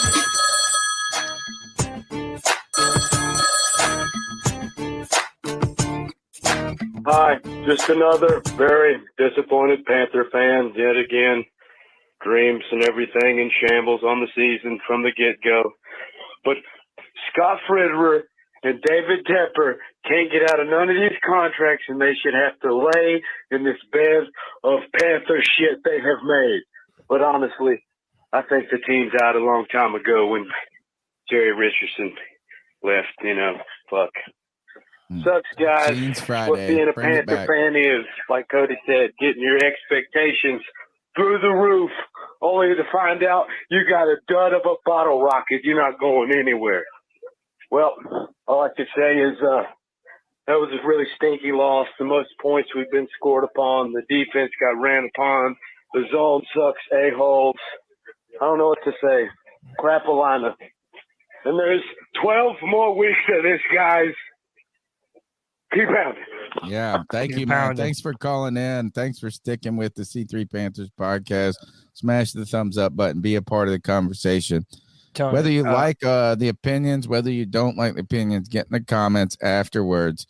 And do more than just say, you guys don't know football. Tell me why I don't know football. That's what I want to know. I have no problem with that. Is like, look, I've been wrong about many things in life. Ask my wife. She says I'm wrong about everything, but I need an explanation. Yeah, and she will be happy to give it to me. I'm sure she will. By the way, wait, what does that mean? Before we go to this next call, I want to, you already heard Rich Eisen say it. Here's an 8-second clip of Adam Schefter saying the same thing. Just hung up the phone with someone in the organization, and I said, there's a belief that David Tepper loves Bryce Young, Frank Reich, like CJ Stroud. Oh, yeah, that's a throwback, though. That's a throwback from when it was going down. But this is that it leads more credence to my conspiracy theory that everybody wanted to drag me over hot coals on Twitter for. So don't get mad at your boy for being on the right track before everybody else. That's all I'm saying. All right, let's go to the next call. What's going on, guys? It's C3 Coach Kurt. What's up, Kurt? No, I know why. I don't know why. It's so hard to be a Panther fan. Like I've been coming in here this whole entire season saying the same shit. I mean, we have no one to blame but ourselves. We got this hype of all these trades and everything coming in and all these free agent signings, and we let the hype get to our heads. Like, there's no way that you can sit here and be positive. Like, oh, in the future. But the moves that we did set us back. Like, it's going to be a nice, comfy pile of shit we're sitting on for a while. And the only way with this, like, there's a movement of positivity is if people start getting fucking fired. And Tepper fucking sells the team to somebody else. This is horrendous. Absolutely. Oh, my God. I mean, like, we're at the bottom of the fucking. We're not even in the barrel, bro. We're holding the barrel. Jesus Christ. It's bad. Miles, I'm not even going to complain about individual players. Like, some of the talent on our team is just complete dog shit and shouldn't even be playing football. Oh, yeah. Some of our coaches shouldn't even be coaching right now. I'm really disappointed in how many office, mistakes the Frank man Reich who has signs the made. paycheck is fucking terrible. I don't know. It's hard. But, as everybody else says, we'll be better in the future, guys. Get the fuck out of here. Jesus. Yeah, how could you have? Is it this bad on the But internet I feel for you? like Oh, Tony, you have they no need to cut Bryce loose idea. for the rest of the season. Just let him fucking sling the rock. Just let him do what he does. Why are they coming after me at all? Like, just don't even. Because I'm active let on him do his Twitter. own fucking play. Something, bro. Like, just cut him loose. Let him use the targets that we brought in. I don't know. We'll talk about it. The fucking joke. I agree. Thanks, man. Thanks, Yeah. Kurt. Yeah, no, dude, like you really got to hear me when I say I lost 100 followers on Twitter. And it takes like a year to get 100 followers on Dude, Twitter. that's what I'm saying. It Dude, takes like, a long time. A little over 2 days, enough people were pissed off with my opinion enough to be like, nah, I prefer my echo chamber pristine and only with the ideas and the theories that I love to hear about my fucking thing. I put Bryce. So after he threw that interception, I put Bryce the Truth Young, truly fucking terrible, and he was playing terrible. They're misreading that entirely. It's not like he's a terrible player, but he has been playing terribly. Yeah, you can say that was a terrible play. You can why do you got to take that to the infant? Right, and by the way, even when I try to clarify my statement and saying, listen, I think Bryce can be a really good quarterback. If you look at what the 49ers are doing and what the Miami Dolphins are doing, that's essentially the type of team that you want to try and build People around. are ready to give up on Tua from day one. Right, but that's my point. It takes a while. Another Alabama quarterback, by the way. It takes a while to build up a roster of dudes that are dogs up and down your O-line, up and down your wide receiver core. So then when I'm putting out a nuanced opinion saying, yeah, I think Bryce can be a good quarterback still, but you have to be able to criticize him when he deserves to be criticized for playing you bad. were nuanced by saying he was fucking terrible. That wasn't a nuanced opinion. No, the first opinion No. He played fucking terrible. I just think it's okay. Like, look, is that we pick winners and losers. But all I'm saying is that you can build around a player and they can be successful, like Tua Tagovailoa is doing right now. Yet I would still take Justin Herbert over him 10 times out of 10. He's a better prospect. I thought Bryce would elevate players though earlier. And you know what? And that's my own fault for believing that. That's my own fault for believing that. But we thought the cerebral, the this, the that, the how, blah, blah, blah, blah. Like, it's like, that's our own fault for buying in. And you know what? I'm going to remind myself about that shit. What did I say on the post game show? Anytime somebody says generational talent, pro ready, fucking red flag for me to not get excited. Oh, yeah. Because that's just a bunch of people just like us who need to have something to talk about each week, manufacturing a fucking conversation. You know, and you're right. You go back, you look at Bryce Young's tape. He didn't do any of that. But again, he played in college. And this was Greg's ultimate point. And it's a real point. And that's why you can't say just because you played in the SEC that the NFL is going to be great. If that was the case, then everybody from the SEC would go into the NFL and have success.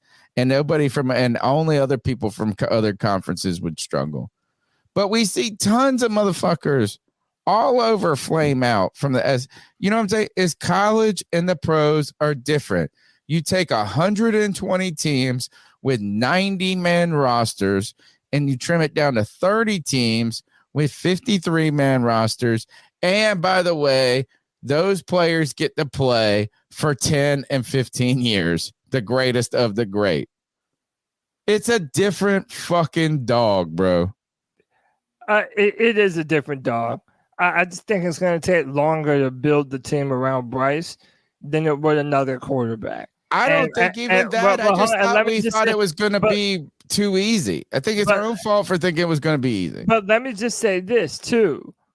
Like, you're not going to tell me, if you want to say he doesn't have wide receivers around him, great. I agree with you 1,000%. If you want to say he doesn't have a good offensive line, perfect. 2,000%. A million percent, dude. Fine. But you're not going to sit there and tell me that Bryce Young doesn't have a problem turning over the football. Do you think Bryce Young would tell you that he's played the way he expected himself to play? No way that he would tell you that. So if Bryce wouldn't tell you that, why are is you it mad unfair? at you? Yeah, why is it unfair for us to say it? Like, it's just Bryce fans that are so butthurt that whenever they hear one bit of criticism, they think, oh, you don't even like him. I think it's fear, Cody. I think it's fear. I think all of that is rooted in fear that it might not work. Oh, yeah. And that is a terrifying thought. And not because I don't think it's going to work, but the scariest of parts is this. And I wanted the number 1 pick. I wanted, like, when we did that, I was like, fuck yeah. We get our guy. Whoever we want, whether he's right, wrong, or indifferent, we picked him. You know what I'm saying? I picked my date to the dance. I didn't get left over with this. The scary part about it is that if it doesn't work, how far, you're set back. Yeah. Yep. And I think that's the terrifying part of this is the criticism. Any criticism really raises that secret fear in the darkness that you don't want to be true, that you don't want to admit's there, that it might not work. And you know what? I'm sure a couple of Dolphin fans had that with Tua. More than a couple. But they also picked him at 6 and didn't trade up for him. Let's go to the next call. Hey, Mike Weston. I know you hear me. Come on, man. So we're about to come up on week 6, and we talked about us getting 12 wins, and I don't think that's going to happen, bro. So you and me need to sit down and talk. Who is he even we need talking to sit about? down and talk money. So They got somebody talking too. I kind of knew that this was going to happen. I knew it. It's all good, guys. It's all good. It happens. I mean, that's Nick. He's talking to somebody specifically. I hate to see a team like this, but it happens. So I wonder if he's going to the Miami game. That would be Nick's fucking luck. Yeah, I doubt it. That would be Nick from Montero, and who is homeboy from Mass, Josh from Mass. These poor motherfuckers come down every time they go to a game. It's they were at the Lions game last year, though. Oh, were they? They got their first. Oh, yeah, wow. Nick did. That was his first W. They should have retired right then. I know. It's never gone to another game. All right, next call. Hey guys, long time listener. My name's Jacoby from Greensboro. Hell yeah, thank you. Jacoby, what's up? Want to say you guys are great. I love listening to you. I can't listen to you when my kids are in the car, but that is the truth. But anyway, I wanted to give a few responses to what I think about Bryce Young. I actually think he needs to sit. I think he looks overwhelmed. I think he looks like he's not handling the pressure. And whether or not he can do well with being on the bench and learning from Andy Dalton, I don't know. Some I think can do better playing. Some can do better just sitting and waiting. But all I know is that he doesn't look like he has it right now. And he looks like he's overwhelmed with pressure. And on another note, I really want to win more games than 3 other teams. I just don't want the Bears to get Williams, May, or Harrison. Like, what if they get all of them? They'll have the capital I really to trade don't up. want that to happen. But that would be pretty devastating. But anyway, guys, love listening to you. Keep pounding. Keep pounding. Thank you for the call. And you're right. You can listen. Yeah, I listen to podcasts kind of like my own in the car sometimes. And then you're like, I got to pause it. Hold on. I should have paused it already. Why am I listening to this in front of my children? So no, I understand that. Thank you for listening, and your support. And I understand. You know what I do with those is you put the radio on for your kids and you put the one Bluetooth earbud in one ear so you can listen to what you want to listen to, and you look like and you can still have awareness. You can still hear the car. You can still hear the kids. Sounds like a veteran dad move to me. I got 3. Here's the one thing about that, or about this when he brings this up, is what do you do now? I've mentioned this a few times on the podcast, is when Frank Reich, I wanted in retrospect, and I know this is hindsight's easy, is that if Thomas Brown was calling the plays and we struggled, then Frank Reich could take over.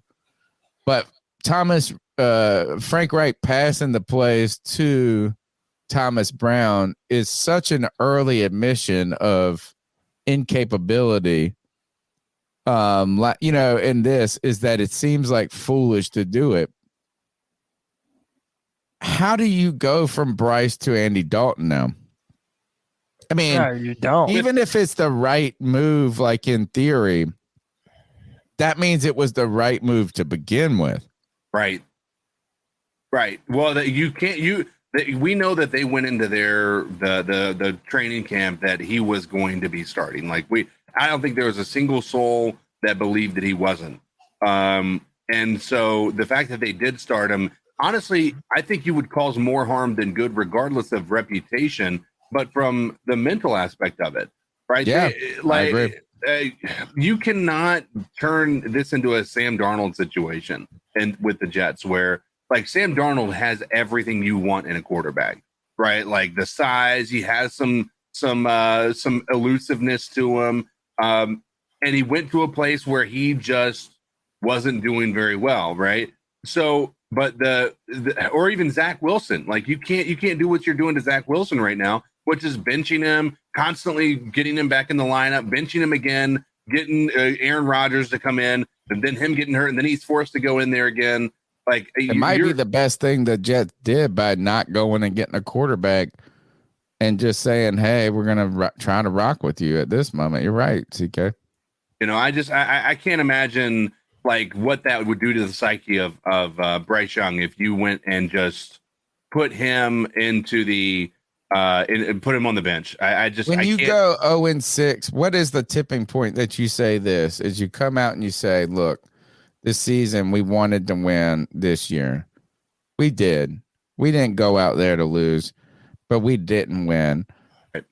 When do you just go out there and say, "This is about development of our team, about developing our quarterback, developing our coaching staff and the continuity, developing the players, and learning about what we're going to do in the future"?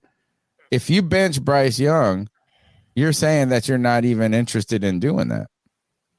You're just trying to put 1 or 2 wins ahead, or 3 wins ahead of that development.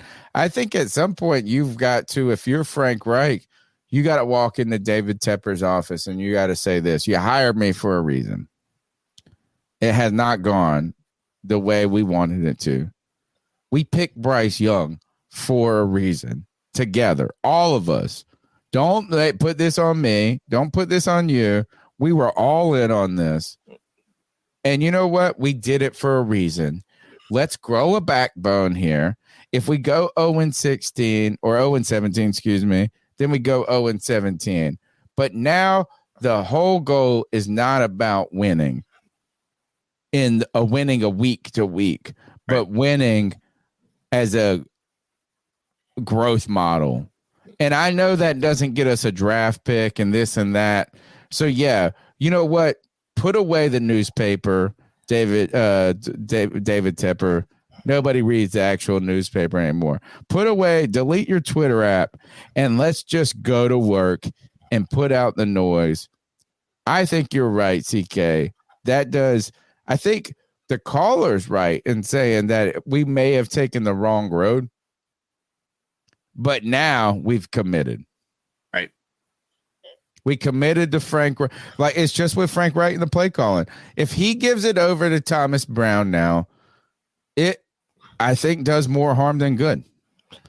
Because he gets fired anyway. Can we talk about this? If you're any of the Panthers coaches, what are you telling them with this matchup against Miami? What did you? What do you? I mean, but you could have said that even if you were 5-1 right now, dude, or 4-1. You're gonna play one of the best offenses in the NFL. What adjustments are you even gonna hope to make? Oh, there's no adjustment.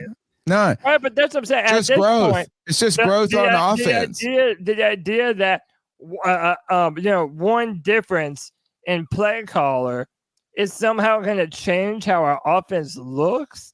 Oh, I don't care. You're not going to keep up with the Dolphins. Don't worry. That's not going to change shit. What you got to just worry about is not having a track meet. You know what I would say is this, is I would almost try to forfeit this game. Can you do something? Can we get COVID? Can we do something? What is this going to help? What is it going to help to get hung 72? We're French now. We're waving the white flag, baby. On this one game, bro. We match up terribly against this team. We matched up terribly against this team before the season started. This is a track meet. Our defense is hurt, undermanned, and their offense is a top here. Look here, Cody, I got it up. I'm going to add the, let's see. I put it up in here. Here, I got it right here. We're going to add this. Right now, they're ranked 8th overall. We're ranked 30th. Their offensive rank is number 2. And I think that's who is number 1 according to PFF? That's what I want to know. Probably Philly? San Fran, huh? Fuck that, man. So it's like, no, these mugs have they put more points up in a single. And I know you can be like, oh, it's Denver. No, these guys run a fucking track meet. They run it. They put up like college numbers. And yeah, they lost to Buffalo because Buffalo always beats them. These guys run it fantastic. They pass it fantastic. They got so much speed at every position. There's no way our defense, even if you put all of the people that were hurt on this defense, had any chance against this offense. These mugs are too good for us. The only way that it's close is that we catch them sleeping.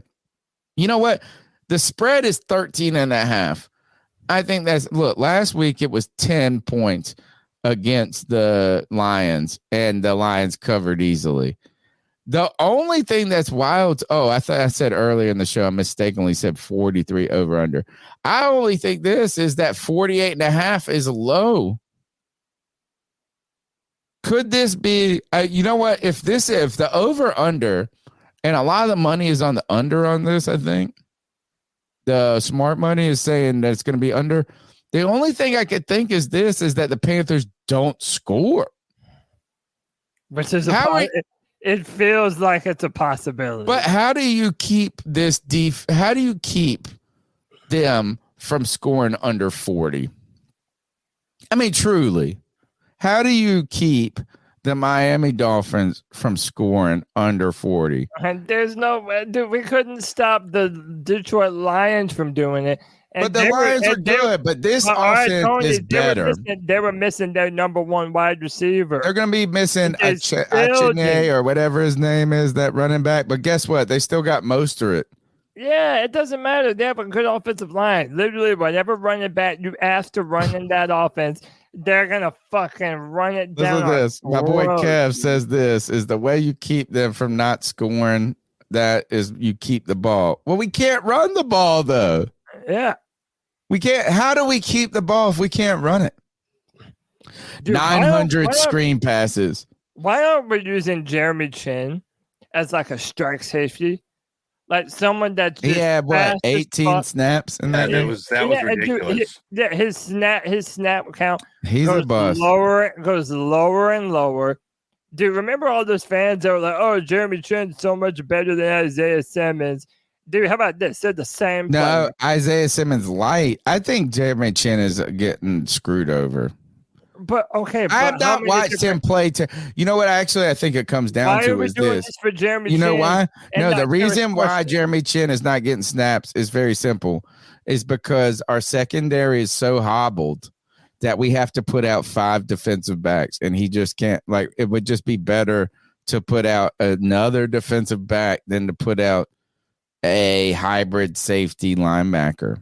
Like, he just, when everybody can just beat you with wide receivers, he should be a linebacker, I think. How do you possess it, Kev? This is what I'm going to ask. Let's go to the calls. How do you possess it, though? How do you possess the ball when you can't run it? How do you maintain the clock with the way this offense has been? I don't know how you do it. My initial inclination is to think this is just an absolute bloodbath. But the only thing that keeps me from saying that, and the reason I don't think all the money is on the over, is because the NFL is just fucking weird. So this will be the one time the Dolphins score like 20. It'll be like 27. It'll be 21-20. The Dolphins win at the last moment. No, they are doubting our ability to be the most incompetent that you could ever imagine, dude. A shout out to Don Diesel Skills. He provides a counter argument. Says Chin is top 5 in tackles on this team with only 30% of snaps. That's insane. So maybe that leads to your argument, though, that it's just misusage. Like, just no one knows how to use him in the proper fashion. Just be a linebacker. All right, let's go to the next call. How's it going, guys? It's C3 Coach Kurt again. So I wanted to do my own little personal research on Scott Fitterer, and so I'm going through all of his background and his experience. So with the New York Giants from 98 to 2000, area scout. Seahawks 2001 to 2010, area scout. Seahawks 2011 2014, director of college scouting. So he should be really good at scouting fucking good talent, right? Okay. Seattle Seahawks 15 to 19, co-director of player personnel. 2020, vice president of football operations, and present time GM for the Panthers. Not too long ago, when we went to hire Scott Fitterer, there was a report saying he was responsible for both Russell Wilson and some of those guys drafted to the Seahawks. Well, I went and did a little more research, and it said that Pete Carroll and general manager John Schneider were the first two to meet with Wilson. John Schneider was mind blown from tape and highlights that he found himself alongside with Pete Carroll and other personnel inside the office. Okay, which could have been Fitterer. But John Schneider made the overall call on pulling the trigger on Russell Wilson. Okay. Where is the credit that Fitterer has of being such a player personnel guy? No one is out here vouching for him. No one vouched for him at all. He's the guy. He got this great talent for us, for this team. And we hired him. And we've seen what that's done for us. Oh, man. This is fucking unbelievable. Fucking fire this guy. Man has no credibility. He's been an area scout and a fucking college scout for so many fucking years and has dropped the fucking ball, bro. He has all this experience and is not showing it.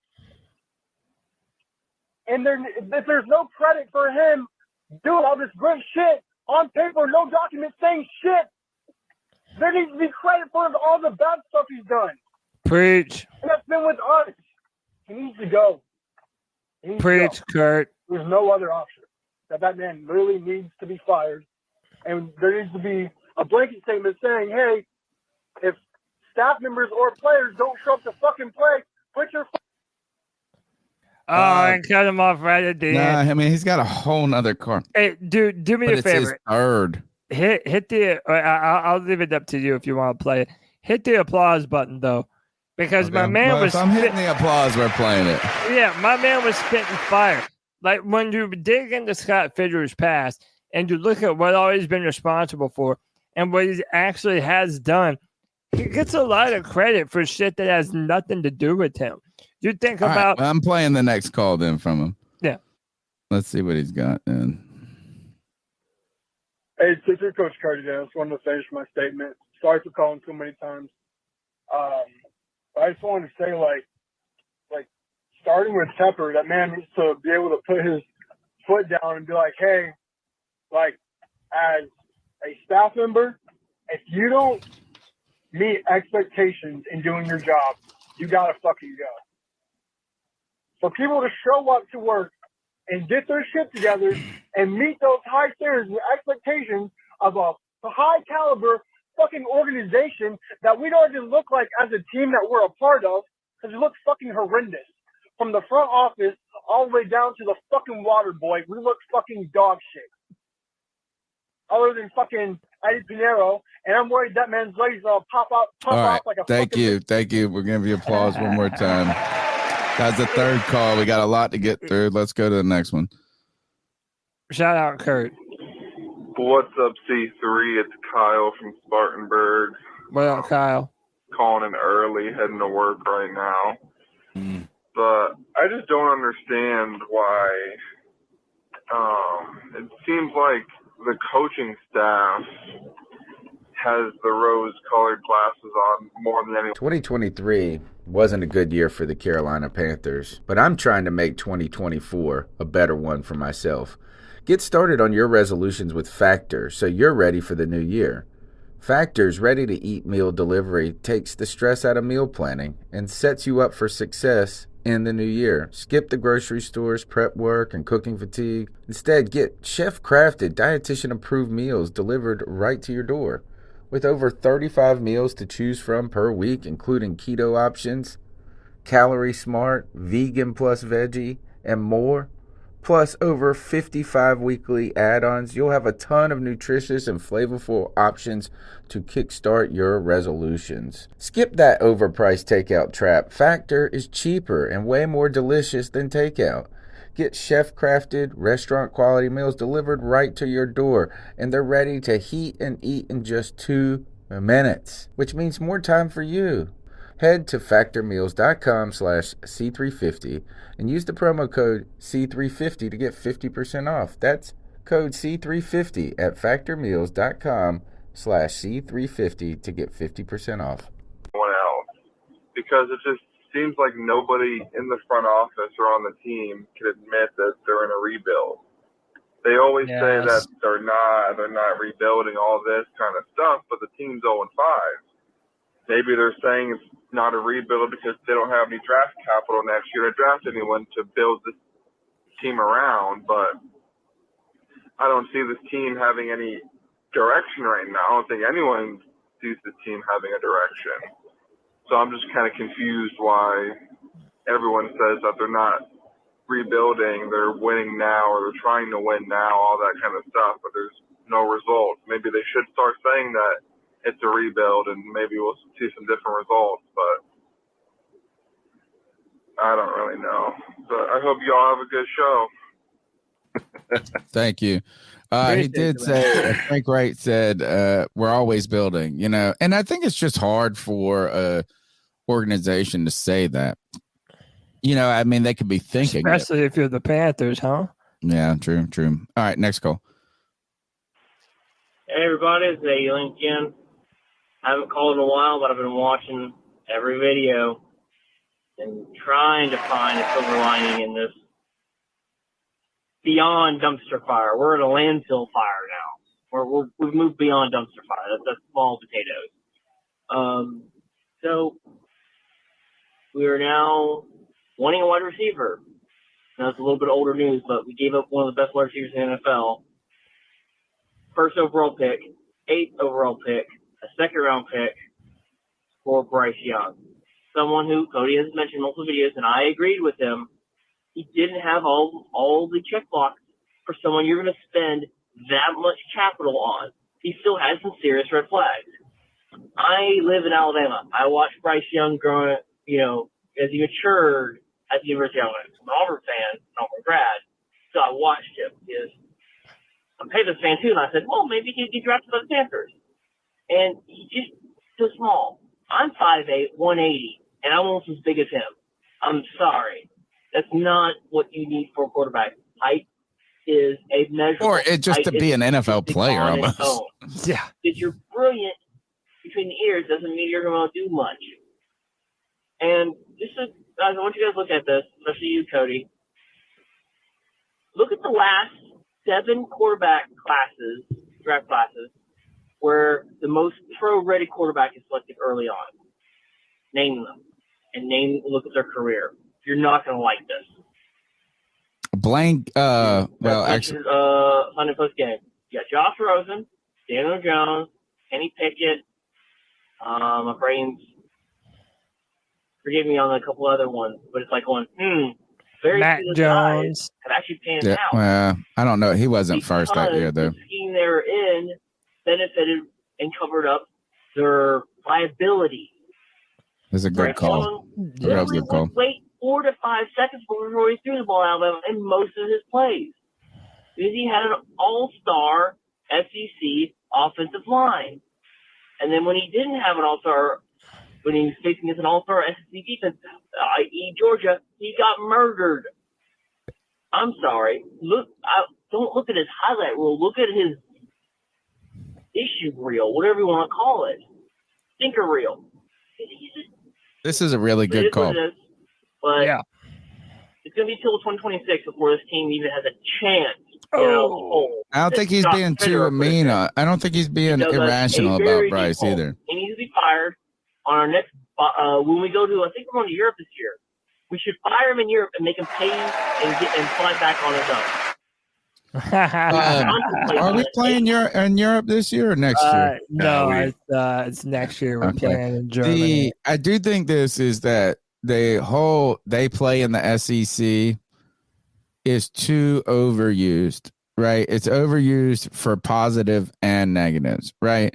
So anytime you're like, oh, well, they play other NFL competition, they play in the SEC. The other though is a lot of these teams, and I don't watch Alabama a ton. I watch Georgia a good bit because my wife's family is our alum, and they're alum, and her great grandfather her grandfather has now passed away, taught there for 40 years, lived in that. My wife was born in Athens. Oh, really? Yeah. So I know we're part of, that's the only SEC game I've ever been to. I've been there between the head. It's wild. I've been a couple of times. It's like a different experience. I come from a different type of school, but these teams do play teams that make them look good sometimes. Right. I mean, they play the SEC, but the first game I ever went, now this was an SEC game, SEC on SEC, but it's SEC on SEC crime. This was probably so my wife and I have been together. Vanderbilt or something like that. It was exactly Vanderbilt. And it was criminal. It was just so, you got to say this, and I'm not trying to, again, take away from it. I think Bryce has a lot of things, but you can't just be like, oh, he played the greatest competition, because sometimes the greatest teams beat up on these little boys too. Yeah, for sure. So I just thought that was a great call in a lot of different ways. And well, I just hate, Tony, how you're not even allowed to say that Bryce is underperforming compared to expectation. Because they're going to say, oh, what, you didn't think a rookie should struggle? Right. We just didn't think that this team would fucking suck like this. Every other problem is everything that you can mention about Bryce Young playing bad is someone else's problem. It's either the wide receivers or it's the O-line. They're scared, bro. Coaches. Yeah. There is never time. There's never one time where Bryce is the one that fucks up and didn't make the play, and gave the momentum to the other team. It can never just be that simple. And I like what that caller said too. Like in today's NFL, you almost have to take a chance on the physical projects rather than the guys that are, maybe day one ready, but they don't necessarily if your have best that football is high now, ceiling. you don't want your best football to be now. Right. You want your it best to be football. in the future. Think about Patrick Mahomes. Imagine if you said, well, he's a shitty prospect because he didn't play. He wasn't the best quarterback in college football that year. Well, he's the best quarterback now. Yeah. I think where this comes back to fear, though, and look, is again, I'm all in on rooting for Bryce. I'm all behind him. I don't think he's a bust. I hate how we have to caveat everything now. I truly believe that. It's like, no, but like I'm going to root for my guys, right? Same. I'm going to root for him to be great. But I think the secret fear, like when those people get, or whoever they are, become really defensive or insecure, is because they're coming to terms with this, is that despite all the really cool things about Bryce, there were more warts than you wanted to admit. Yeah. The size, it is not just size. It's like he's not crazy. He doesn't have Kyler Murray speed. He is the smallest starting quarterback in the But NFL. he doesn't have Kyler Murray speed, though. Right. You know what I'm saying? He doesn't have a Kyler Murray arm. No. So it's like this is he doesn't have a bazooka. He doesn't have crazy speed. He's got questions at size. He's just really smart. There are too many check boxes and not enough check. It's like, when you get you got your report card when you were a kid. Yeah. And you got the one where before the grades and you got the satisfactory and then you got the S plus. There's a couple of too many S's and not enough S pluses on that. Oh, yeah. There's definitely not enough. And by the way, scary. everybody. It's scary. They're terrified of it. They're terrified of really thinking about those things. And everybody was willing to push all those things aside. No, it doesn't matter that Bryce is 5'10". It doesn't matter that he's 195 pounds soaking wet. It doesn't matter because he's this, and this. And hey, like we just said, we have to do a caveat with everything. We want Bryce to be good. Yeah, because a good Bryce Young means a good Carolina Panthers. And we're not going to stop being a fan of this football team. You just hate for him to be Geno Smith, to be awesome 20 years from now. Man, or like for him to be another Alex Smith, which is a comparison that you made first, Tony. Yeah. That like, there was Aaron Rodgers in the class, but you took the safe pick and the guy that you thought was better now. And Alex Smith was good, but he just wasn't good enough. He wasn't enough on a team that wasn't good enough yet. And I could easily see that being the case with Bryce. Ain't that a bitch? Next call. Hey, what's good, fellas? It's Corey calling in. Corey, what's up? Something's just really been grinding my gears the last few days, and I just wanted to call and speak on it. But I love grinding. I know just sports fans in general, we have a hard time operating in the gray area of things. Everything is either one way or another, right? Is it Bryce? Is it the coaches? Is it the weapons? Is it this? Obviously, it's a fucking football team. There's 56 players on the roster. There's so many coaches. There's so many hands in the pot. That this is way bigger than Bryce. Literally, everything is attributed to one person or one thing, one aspect. When something goes as bad as it's going this year, you can't attribute to one thing or one aspect. But we as a fan base, man, and this isn't an anti-Bryce call because again, I'm not totally out on Bryce. There's the caveat. This shit has been. I hear you, Corey. I hear you, bro. Talk to everybody, but I'm not just totally saying that he can't be an NFL quarterback. But in that same vein, bro, we have to stop babying this motherfucker to where he's totally excused from all criticism. Tony. Like I'm seeing on Twitter, folks are excusing that interception he threw to Hutchinson last week. Just insane play by Hutchinson. Insane play. It was like, bro, crazy. Some things can be true. It was a good play. Matter of fact, 3 things can be true. The play call was terrible. Don't know why we're running a bubble screen to our slowest, least athletic tight end who's been on. Why wasn't it to Hurst? Damn thing. Hutchinson made an amazing play. He did. He read the play, pushed the tight end out of his spot, and caught an interception one-handed. It was an amazing play. He has elite ball skills for a defensive lineman. And Bryce shouldn't have thrown the fucking ball. When you see those two things happening, and Hutchinson is literally standing where Ian Thomas is supposed to be, throw the ball in the dirt, bro. Oh, you want to talk about baby and wait until you hear and that's the thing, like Frank Reich talking about those every interceptions. game he's putting the ball in harm's way, whether it's a fumble or an interception. And, you know, obviously the second interception was you can look at that and be like, that was a bad throw. Not only did it not have enough zip on it, but it was a bad read. Like, I don't, like, well, you weren't looking Did at the right you hear thing there. But the coach on this today? Yesterday? Like, bro, just because he's a rookie doesn't mean that he's not playing bad. And just because he's playing bad as a rookie don't mean he's always going to be bad. But, like, don't just sit here and tell me that these dudes are That's rookie the best and way to put it. And da-da-da-da-da. Like, it's supposed to excuse everything. Like, nah, bro. I want to hear that. We are not I'm going to try to rewind it for that. Bad as a rookie don't mean he's always going There to it be is. bad. Thank you, Corey. Now listen to this one. The way this is like this is like poetry right here. Corey, you're the man. Did you say everything I've been trying to say on Twitter all day, my brother? I love it. It was good, fellas. Here it is. Read, like, I don't like what you. Watch, you he said, just because you're a the rookie. Hutchinson play is like a quintessential, like, bro. Just because he's a rookie, Here it is. doesn't mean that he's not playing bad. And just because he's playing bad as a rookie, don't mean he's always gonna be bad. But like, Bars. Don't just sit here and tell me that this dude's a rookie and that the coach is sucking and da da da da. Like, it's supposed to excuse everything. Like, nah, bro.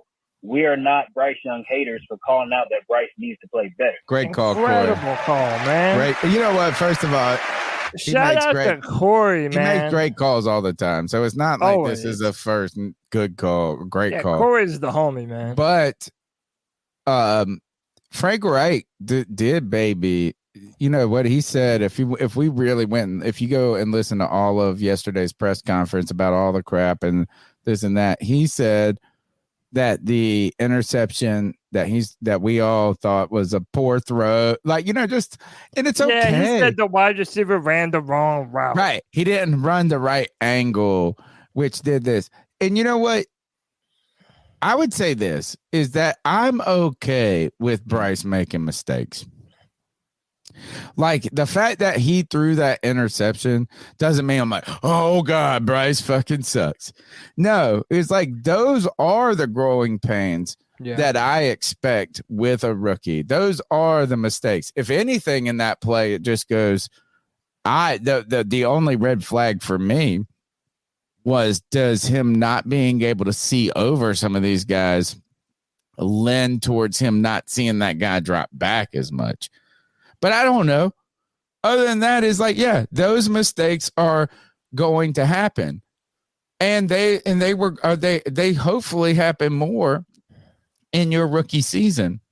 But the idea of saying it's not a mistake is the problem to me. Yeah, 100%. I mean, I'm just like, fine, man. You made a mistake, dude. Somebody goes this is I saw somebody on Twitter. And they were reacting to somebody's video about it or whatever, like Brett Coleman, or it was the Brett Coleman. You know Brett Coleman? Yeah, I responded to it. Brett Coleman on Twitter. He just said, I didn't expect this type. I never saw this on his tape. He said, I never saw this on his tape at Alabama. These types of boneheaded errors and mistakes were not what I expected. And I quote tweeted him. And I'm like, hey, you let Panthers fans tell it. They'll tell you that it was everyone else's fault and that he did nothing wrong on this play. And everybody got all mad at me. Well, there was one guy who said this, and I don't care enough to fight. And I do. I'm more sensitive than you. Thank God I'm not the one. I am sensitive. I was coming at this guy in the chat, not coming at him, but I was like, he's like, none of y'all played football clearly. I was like, man, motherfucking Elon Musk ain't ever been to space, but do you fucking be like, oh, he don't know how to. Who gives a shit? Yeah, it was Stephen Hawkins never went to space. Yeah, and just because you played high school football, get the fuck out of here. Oh yeah, I'm just a fan. I'm not trying to be an expert. I'm just a fan. I'm not a football expert. I'm an expert football fan. But don't be like, oh, that, and then not give me an explanation. Yeah. All I it's a said cop this out. is right after the Brett Coleman thing, a guy, and he was very polite to Brett. He was like, I just wonder how much of this is a lack of talent and poor play calling. And I said this is all of those things could be true, but this is a mistake. Yeah, Like that's it. It was just 100%. like this was a mistake play. Like he might not have talent at wide receiver. Sure. He might have some moments where there's been terrible play calling. But this right here, can't we just say you made a mistake? You burnt the garlic. If Muscles is also- still fucking in the chat, you but burnt also- the garlic, and once you burn the garlic, the play's over. You dump the shit out. Also, Tony, like, dude, man, dude, it's so difficult to even Don't talk even about fight. it. Don't fight with him, man. Don't give know. him back. I You know. keep being you, brother. I You know. don't stop being you. Oh, I I tell never will. everybody there's a reason people love this podcast. It ain't Tony. You're too kind. I mean, I just, Bryce Young is going to be very polarizing for a long time to come. He should be. How I about know, this? well, How about he the fact should that be, but Bryce he Young will. is polarizing? Fuck that. We had Cam Newton. We had the he might black be more- Donald he Trump of quarterbacks. Oh, dude, he might be 10 times more polarizing. No way. Yeah, Never wait in till the it's all- world is wait it till it's happens. all said and done. Oh, 'Cause wait. I'm Here it telling you, comes. we Look don't- at this. we don't Here know. it comes. We have to do this one. We got, look, Truth Hub. Thank you. This is the required. Peyton Manning sucked in his first year. Troy Aikman went. that's It's the all I required thing. And nobody is saying that Young is going to be a bust. The point is you can't admit, Truth Hub, tell the truth. You didn't think he would have been better. Of course he did.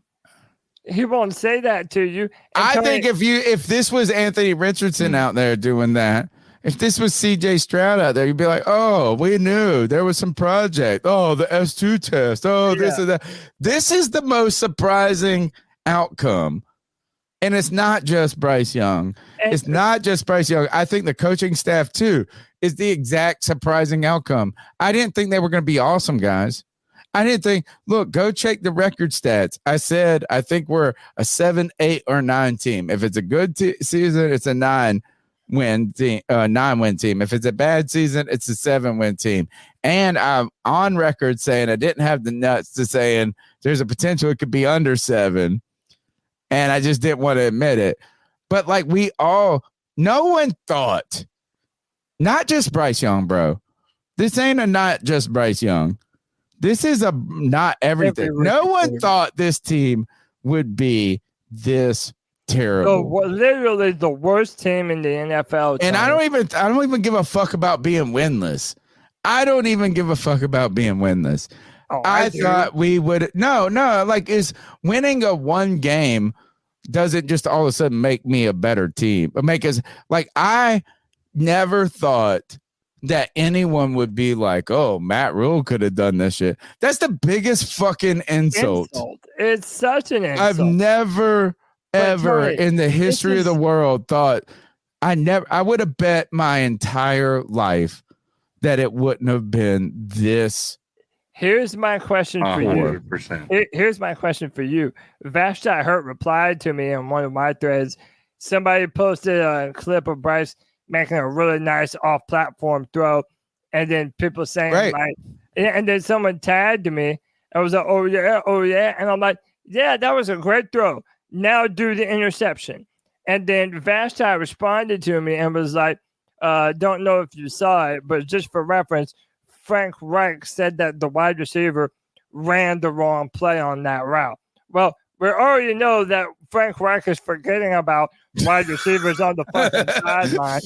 Don't you think that there's any chance that Frank Reich is doing damage control for Bryce Young and not putting it all on him and saying that, oh, my rookie quarterback, who's clearly going through the rookie growing pains, threw a dumb interception, but instead of me throwing that on Bryce, which it probably should have been, I'm just gonna say, fuck it. Jonathan Mango ran the wrong route. Can we remind people why that is that not a possibility? Can we remind people that are listening to this podcast and that potentially are gonna unfollow you on Twitter? Oh yeah, potentially. Yeah, I know potential. No, they've already unfollowed them. Yeah, they're not gonna listen to this. Yeah, for sure. That I was the one making fun of Cody, saying that Bryce Young was going to be rookie of the year, throw for over 4,000 yards. I was the one saying, Cody, chill the fuck out. Chill. I thought the receivers were better, bro. No. I don't give a fuck about what it is. No, my point is this. It was not you from the beginning going, Bryce Young can't do it. Right. No, there was never a moment. If anything, the only reason that you're hurt about this is because you were too in on Bryce. And it like my point is this. And so like, first of all, you weren't a negative Nelly from the beginning. You weren't a Greg from the beginning hoping for failure. No. Second, these people, I want to call these Bryce defenders out, which is fine. I want him to win. I need him to win. I need him to be everything they told us what he was going to be and more, bro. That's what I need him to be. But I need them to come to me. I want them. You got to welcome. You know, the number's 252-228-5098. You can hit me on Twitter at @cat_chronicles. And I want you to just with a straight, honest face, tell me that you expected this type of challenge and growing pain for not only Bryce Young, but this coaching staff. And that's just what I didn't see. I was the person that was saying, Cody, chill. No 4,000 yards. Come on, calm down. He can be a very good quarterback. He can have a good season. The fact is I just thought from everything that we saw supposedly on tape and everybody told us that it would just be a little bit better than this. And I don't even think he's played horrendously. Come on. Right. The biggest Bryce fan in the world. Are you telling me that you believed that this is what it would have looked like? Let's go to the next call. Yeah, I don't need no introduction, guys. You know who the fuck it is. This fucking guy, David Tepper. You This motherfucker, fucking you guy. fucking Yankee Doodle fucking jabroni jerk off. Where do you get off? Where do you get off buying this team? You fucking hedge fund Jones fucking jerk off. And making us suffer. Everything you've said has been bullshit. You're a fucking snake oil salesman. Typical hedge fund fucking douche. Come in, penny pitching, cutting corners. It shows on the fucking field, doesn't it, boys? Oh, yeah. I'm not giving up on Bryce just yet. And don't worry, Greg, you and your beautiful beard, be patient. Bryce is going to have his day with my phone call, trust me.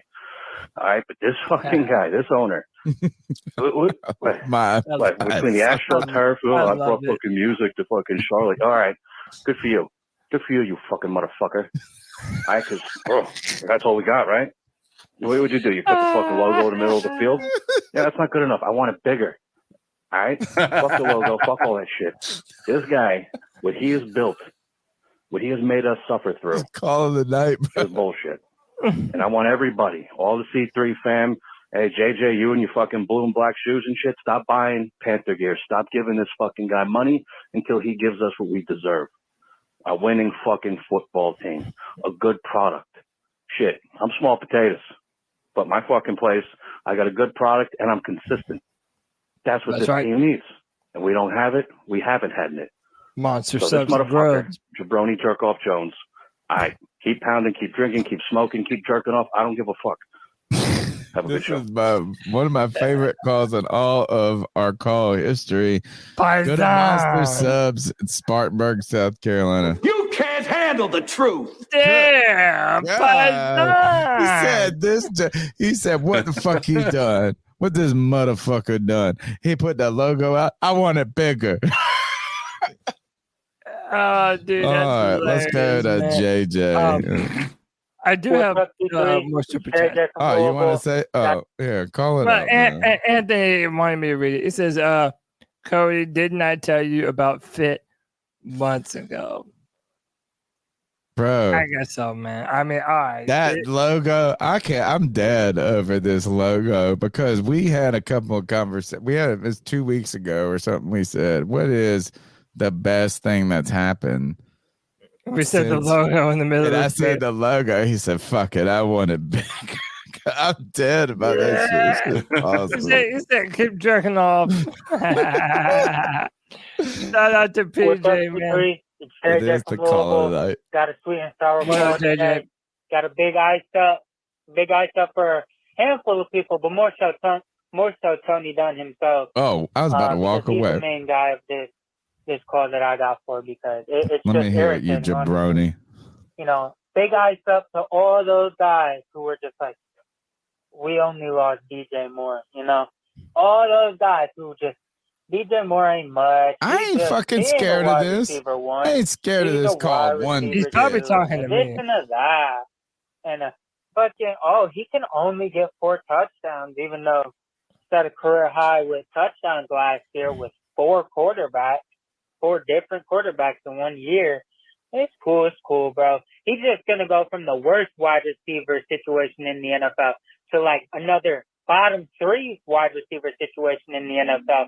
And Who have gives a a whole fuck career about his here. neighbors? And I feel like anytime I defended DJ Moore, all I ever heard was, it's fucking DJ Moore, not Randy Moss. Well, He is 230 not no yards, 3 fucking touchdowns Randy on Moss. only 8 catches. Sounds like a Randy Moss stat line if you ask me. Oh my But God. you know how This is a good you gotta baby. be to go from the worst wide receiver situation to like the second worst, and you're like, you know what? I'm gonna fuck around and have a career year again, bro. On top of that, I'm gonna have my best, most complete year yet with subpar talent and coaching around me yet again. Ice up to all those who didn't believe in DJ Moore as a wide receiver 1 and believed in him as a player and knew who he was the real deal the whole time despite Carolina's dysfunction. All right. You know, it was just last week, you, Tony Dunn, were like, fucking Brandon LaFell is better than Calvin Benjamin and DJ Moore. I didn't say that. I did not say. I said he was better than Kelvin Benjamin. I did not say no DJ Moore. Go pull that fucking tape. In a matter of 2 seconds when you said that, Tony. I did not say that he was better It was than. just like, you know Never what, said that. whatever, man. But DJ Moore consistently proving why he was always a legit wide receiver 1, and he's making us pay every week on why we shouldn't have traded his ass. Keep pounding, C3. It's always going to be 20 C3 all year long. Keep pounding. GG. I'm calling you GG right now. I ain't even calling you JJ. GG. Remember when you said how old I was? You were like, oh, I thought you were 82 or 52 instead of 42. This motherfucker. This jabroni right here. He said Randy Moss's name and fucking DJ Moore's name in the same sentence. He's a fool, and don't I know it? Hey, I'm telling you, homie. First of all, get the fuck out of here with this shit. Look, DJ Moore, hard player, pretty good player. Is he better than Steve Smith? Get the fuck out of here with that. No, he ain't better than Steve Smith. Now, is his career over? No, it's not. But you better not put him with Justin Fields if you want to be better than that. And just because this mug had a 3-touchdown game and went 230 yards, but 140 yards of those were covered by grass alone. 2 of them passes. Go look at that game. 140 yards of this guy running fucking free. Running fucking free. Am I happy for him? Yes. Would the Panthers be better if we had DJ Moore? Yes. But get the fuck out of here. In fact, as Panther Pickle would say, shut the hell up. Bro, Randy Moss, this mug could do that with anybody. He's the greatest receiver. The only reason Randy Moss is not the greatest receiver in the history of football is because of Jerry Rice. That's it. And it's in fact, to be honest, it's kind of still an argument. It's still an argument that Randy Moss could be the best. But Jerry Rice has all the numbers, has everything. So, yeah, you just got to give it to him. No, shut the fuck up when it comes to some Randy Moss and some DJ Moore. How about this? Is DJ Moore good? Yeah. But, man, bro, he ran 140 yards against grass. Against grass. Would the Carolina Panthers be better with DJ Moore? Absolutely. Of course. But he is not this. All right. How about this? Would you take Justin Jefferson over DJ Moore?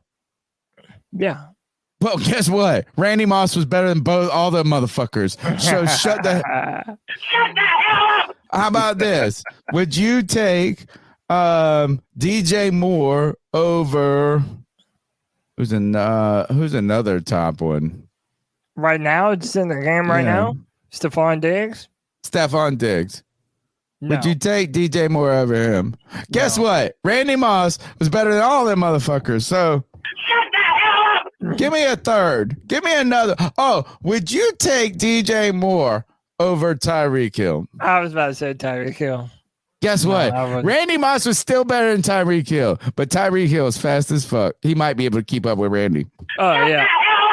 Hey, but Tony, you know something that, if it doesn't matter if you're an older gentleman like yourself or a little baby like our boy JJ, you know what everybody has in common? What? You need to shave your fucking balls. Thank God. Oh, my gosh. You better shave your balls, bro. Well, you know what? You don't want your balls to slip through your hands. Never. You don't want them to slip through your hands, and you don't want them to slip through her hands. And what you want her to have is a nice, good ticky-tack grip on them. And the way to do that is you get your balls right, and then you get her hands right. And guess what? Randy Moss's hands, way better than DJ Moore hands. I promise you this. But if DJ Moore was grabbing your balls, you want them to be perfect. You want them to be perfect. Randy Moss can reach up and grab any ball. DJ Moore, give him perfect balls. Go to manscaped.com. Use the promo code Panthers. You're going to get 20% off your order plus free shipping. That's right. But not only will you have wonderful balls that not only DJ Moore could catch running wide open and free, but you might not be free. You might need a little liberation. And guess what? You've got ball deodorant. You've got crop refresher. You've got great fucking... I will say this. I do have a qualm with their boxers. They got no pull part. You got to pull them down like a child. I will say that. But guess what? No, just pee in your pants, dude. You can just pee in your pants. Just pee your pants. If you know what, you ain't cool unless you pee your pants.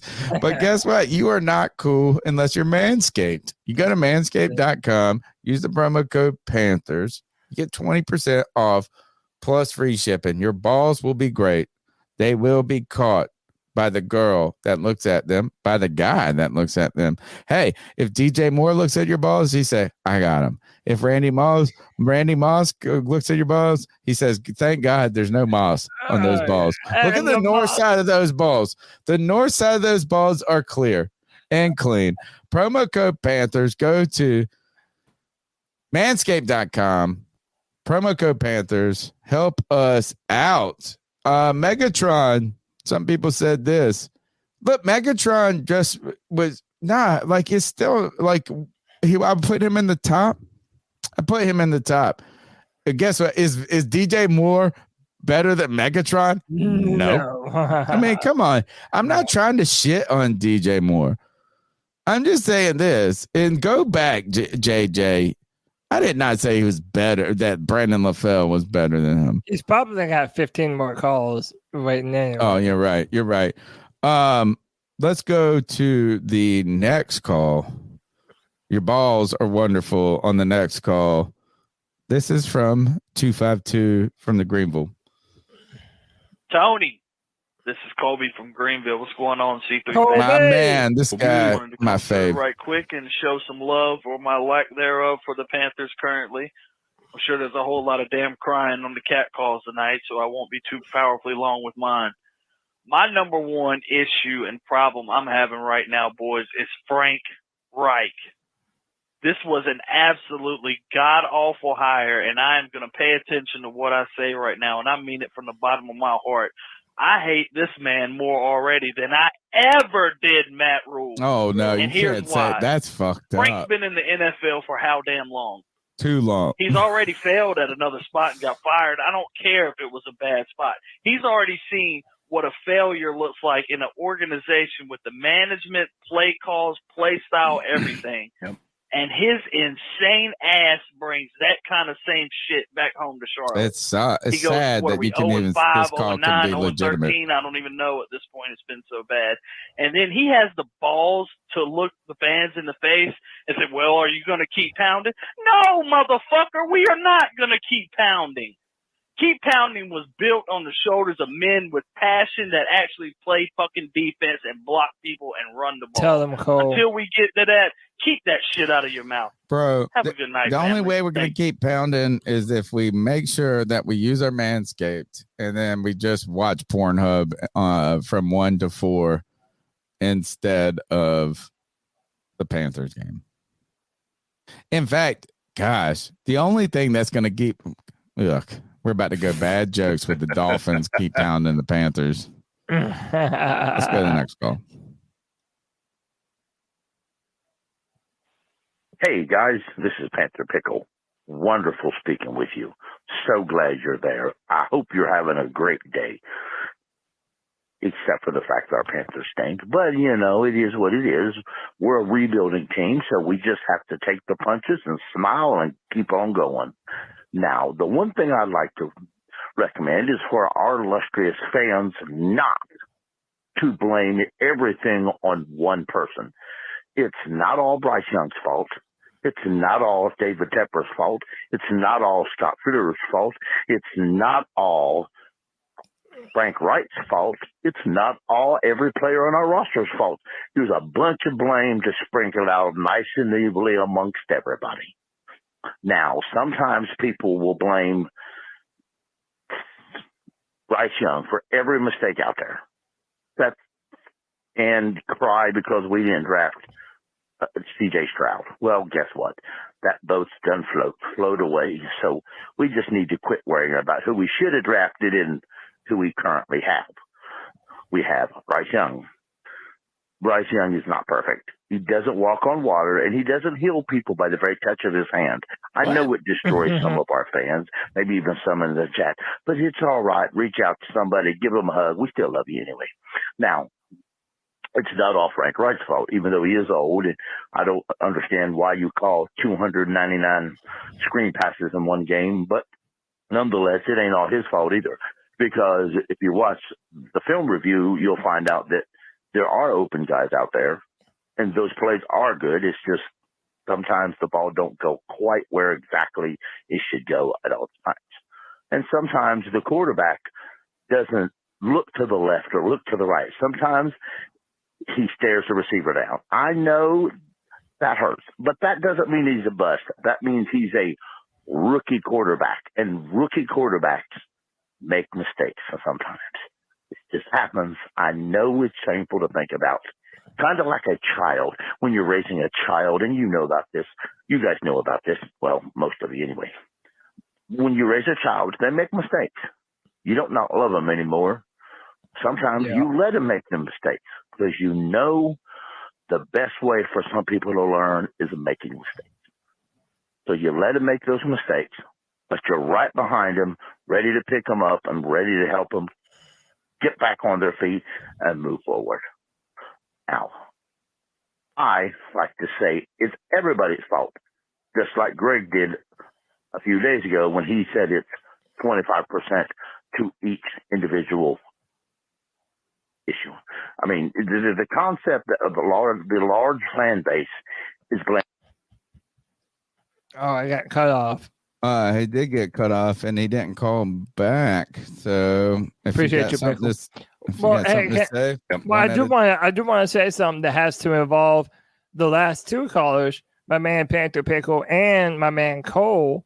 Man, we have been doing these film reviews on the channel right here on the C3 Panthers podcast, and we're looking at the all 22.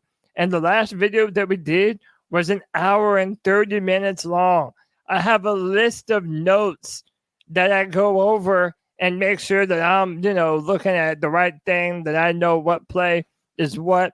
Man, check that out. We're not just making blanket assessments and assertions of this team right now. We're also trying to learn too. Yeah, we're this trying isn't to just learn. say like, "Hey, this is what to think." We're learning. We're all looking about at this the plays team as together. we go along.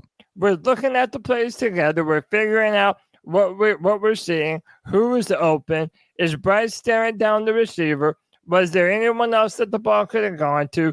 What was the play calling? How many guys were there on the defense at the line of scrimmage? The offense of the line of scrimmage? Please check it out, man. Every Thursday, we're dropping the all 22 film review. Please check those out. It's really in depth. We're going into the X's and O's of it. I think you guys will enjoy it, man. We want more and more people to continue to watch these because we're going to do them every week now throughout the entire season. I also need you guys to message Ben Kirk, former ECU quarterback. He didn't play much for the ECU Pirates, but he was the backup quarterback for the Packers. And he tries to teach football through Madden, which I think is kind of a cool thing. And he doesn't try, but he's like, hey, look at this coverage, and he can do all the stuff. It's really neat. But he gets so many responses. He has his DMs open. I'm like, bro, ECU alum.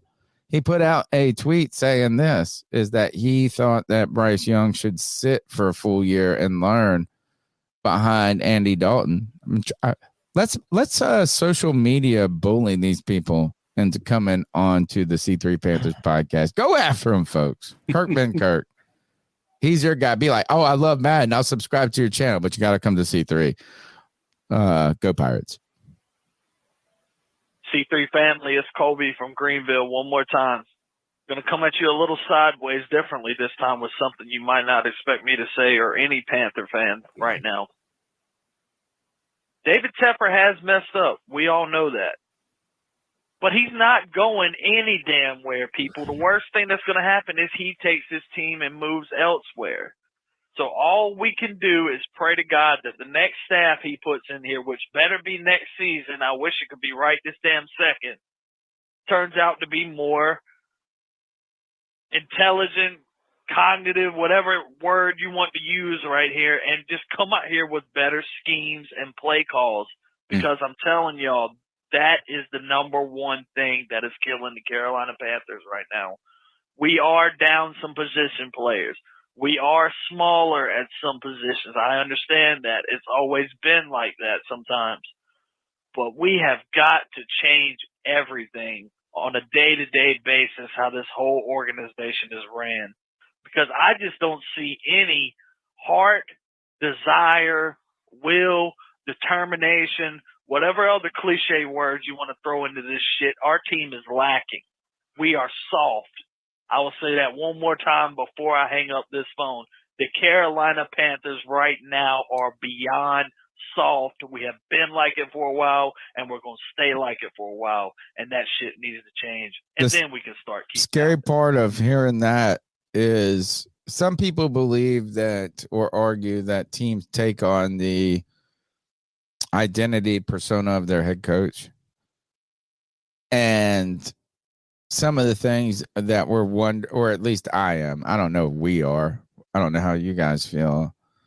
I mean, I've been very positive about the move to Frank Reich. I was all in. And to be honest, I'm not out yet. And I know it's hard. It's hard for me to argue patience, right? I think each and every week, the idea of him making it to a second season becomes harder and harder to say that it's going to happen. Not maybe if it's not the right thing or the wrong thing. I mean, at some point, do you just let there be blood kind of thing? Do you wonder, he's got the super nice guy mentality. He's super nice. Look, I used to get mad when we first started this podcast. I would get mad as we had seasons that were not this bad of a start with Ron Rivera. Yeah. But Ron wouldn't be throwing the clipboard. He wouldn't be grabbing people by the face mask. And things were so bad. I just wanted him to show the frustration that we were having. But then there were moments when I learned that that wasn't the right thing to do.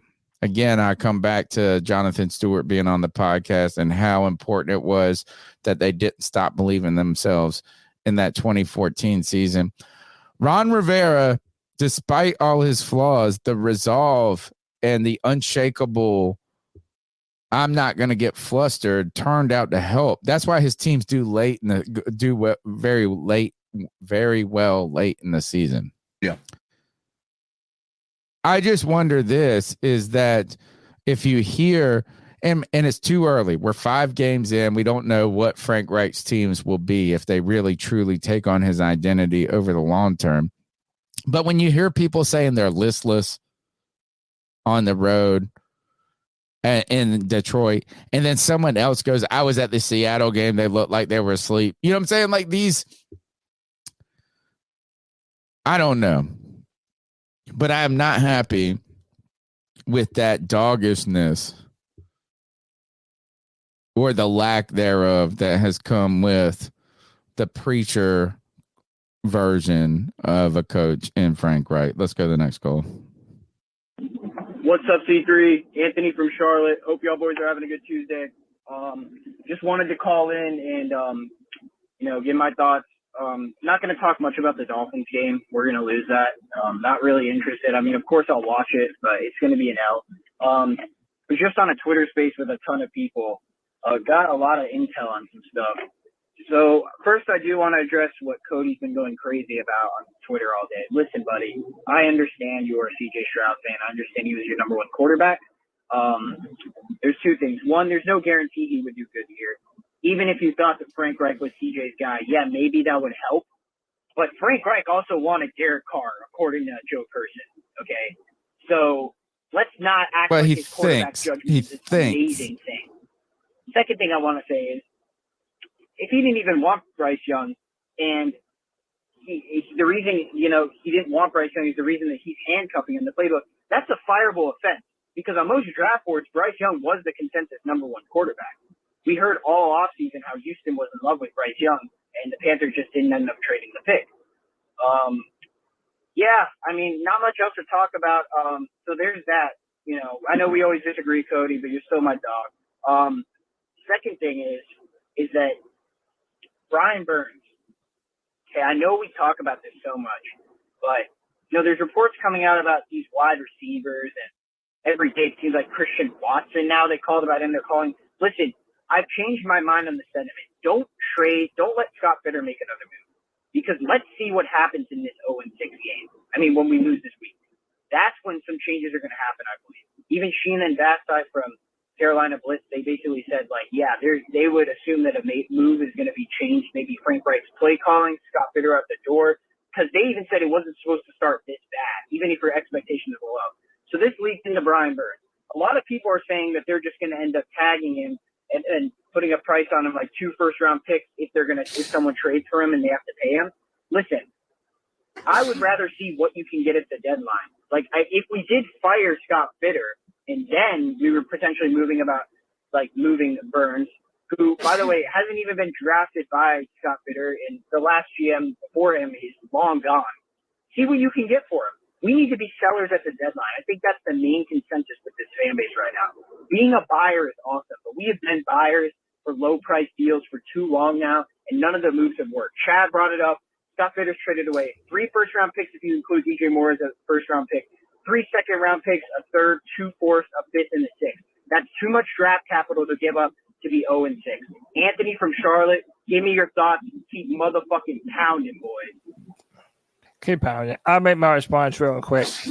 Anthony, if your head coach, when picking number 1, wanted a quarterback that the team ended up not drafting, wouldn't you think that would be a big deal? Like, this doesn't have to do anything with what you think about Bryce or what I think about Bryce.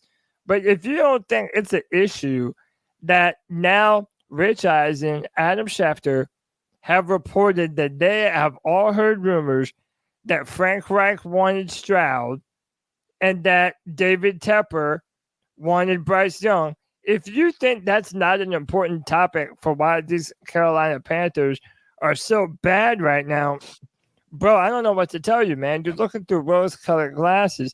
You think I'm trying to hate on Bryce. Dude, I swear I'm not. I want the Panthers to be good. I want Bryce to be good.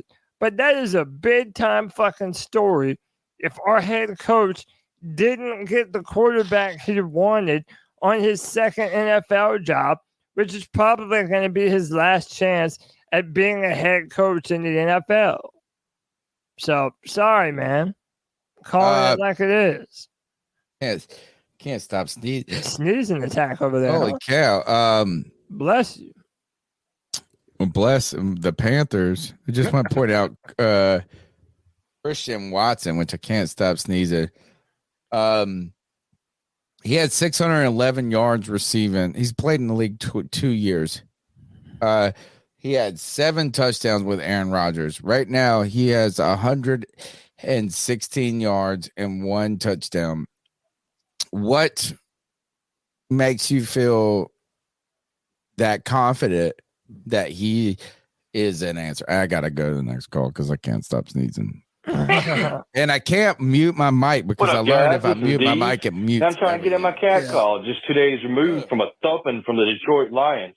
We kind of all knew that one was coming. We had it coming our way. We hurt them bad last year on Christmas Eve, and they certainly got us back on Sunday. And I wanted to wish everyone here on the C3 Panthers podcast happy firing Matt Rule Day.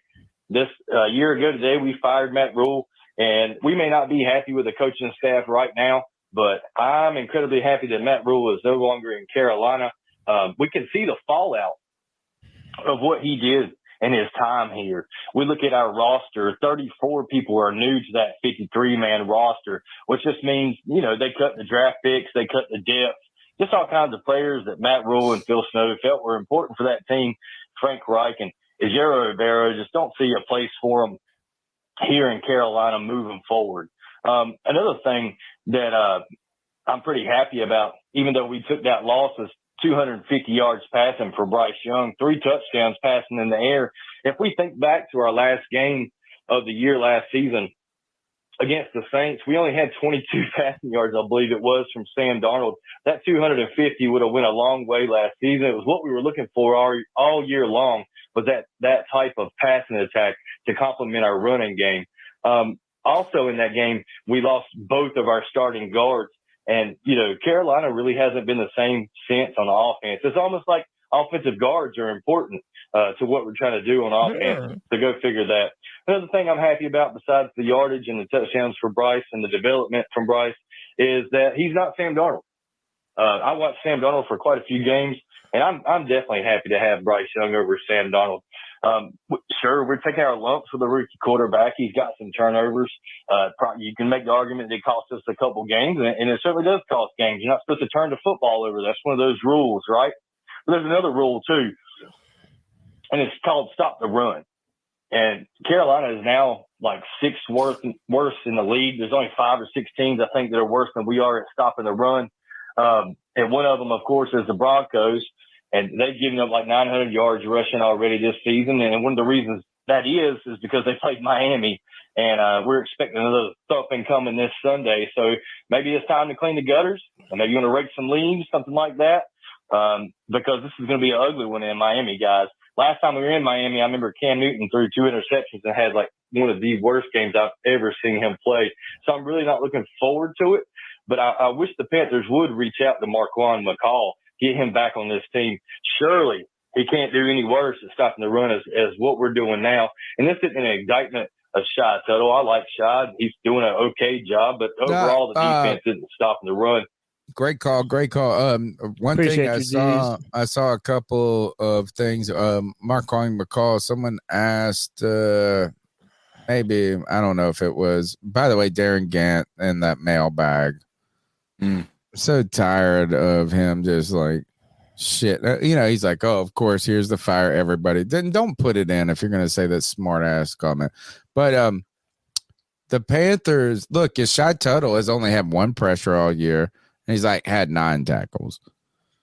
And so it's not like he's just been lights out. The Panthers coaching staff, when they released Marcall, said they had other guys that they thought would be pretty good. And guess what? Those guys haven't done shit. Tell me their names. I don't know who the fuck they are. I have no idea. I know it's Derek, but I do a podcast every week about this shit. You know what I'm saying? Like, so I know Derek Brown, Shai Tuttle. I know Brian Burns. I know YGM. And I know that Justin Houston don't do shit. And that's fine. So I think he's got something there. The other thing is that's the way you beat the 3-4 is to run. And I think teams have realized that. Third, the Panthers don't have the personnel right now to be a 3-4 and be really great on defense. That's fine. And I think teams, and I just wonder this, is the reason that the over-under in this game is only 48 is because people think they're going to run the ball. In fact, let's go to Prize Picks. Don't forget, the C3 Panthers podcast is brought to you by Prize Picks.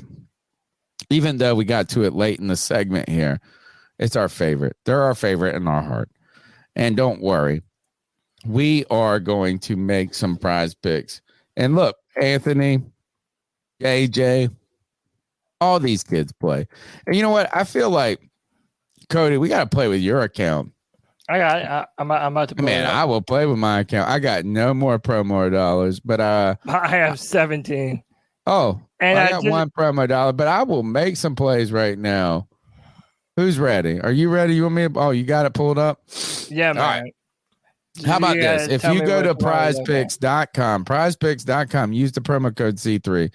This is the #1 place to play daily fantasy football sports. The way it works is you got to make at least 2 entries from 2 different teams. That's it. That's the minimum. 2 different entries from 2 different teams. But then you can add on to 3 entries, 4 entries. The more entries you make, the more your winnings can be. You use your fantasy knowledge, your football expertise. For all those people that say, oh, you don't know football, show us. How about that, Mug?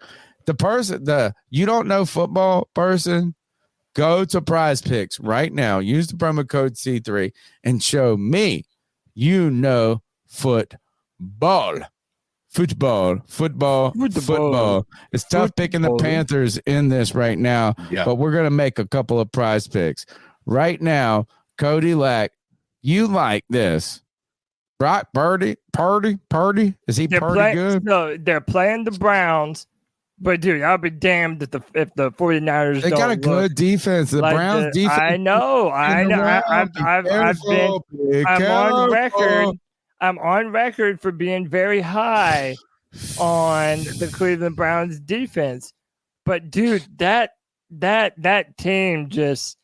They look like a juggernaut, man. They really Brock do. Purdy is playing out of his mind, dude. How about this?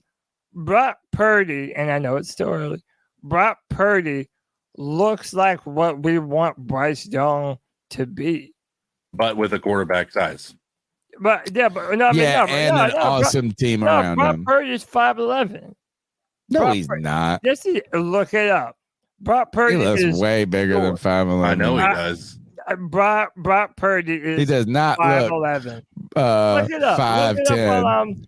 Wow, 5'10" and 5'11", way different. No, that's fine. I didn't realize. I didn't know. And someone I did see. Remember, I told you guys to go and find Kirk Benkert and shame him. He said if Brock Purdy was 6'4" and could throw a 70-yard pass standing still, you would say he was the MVP.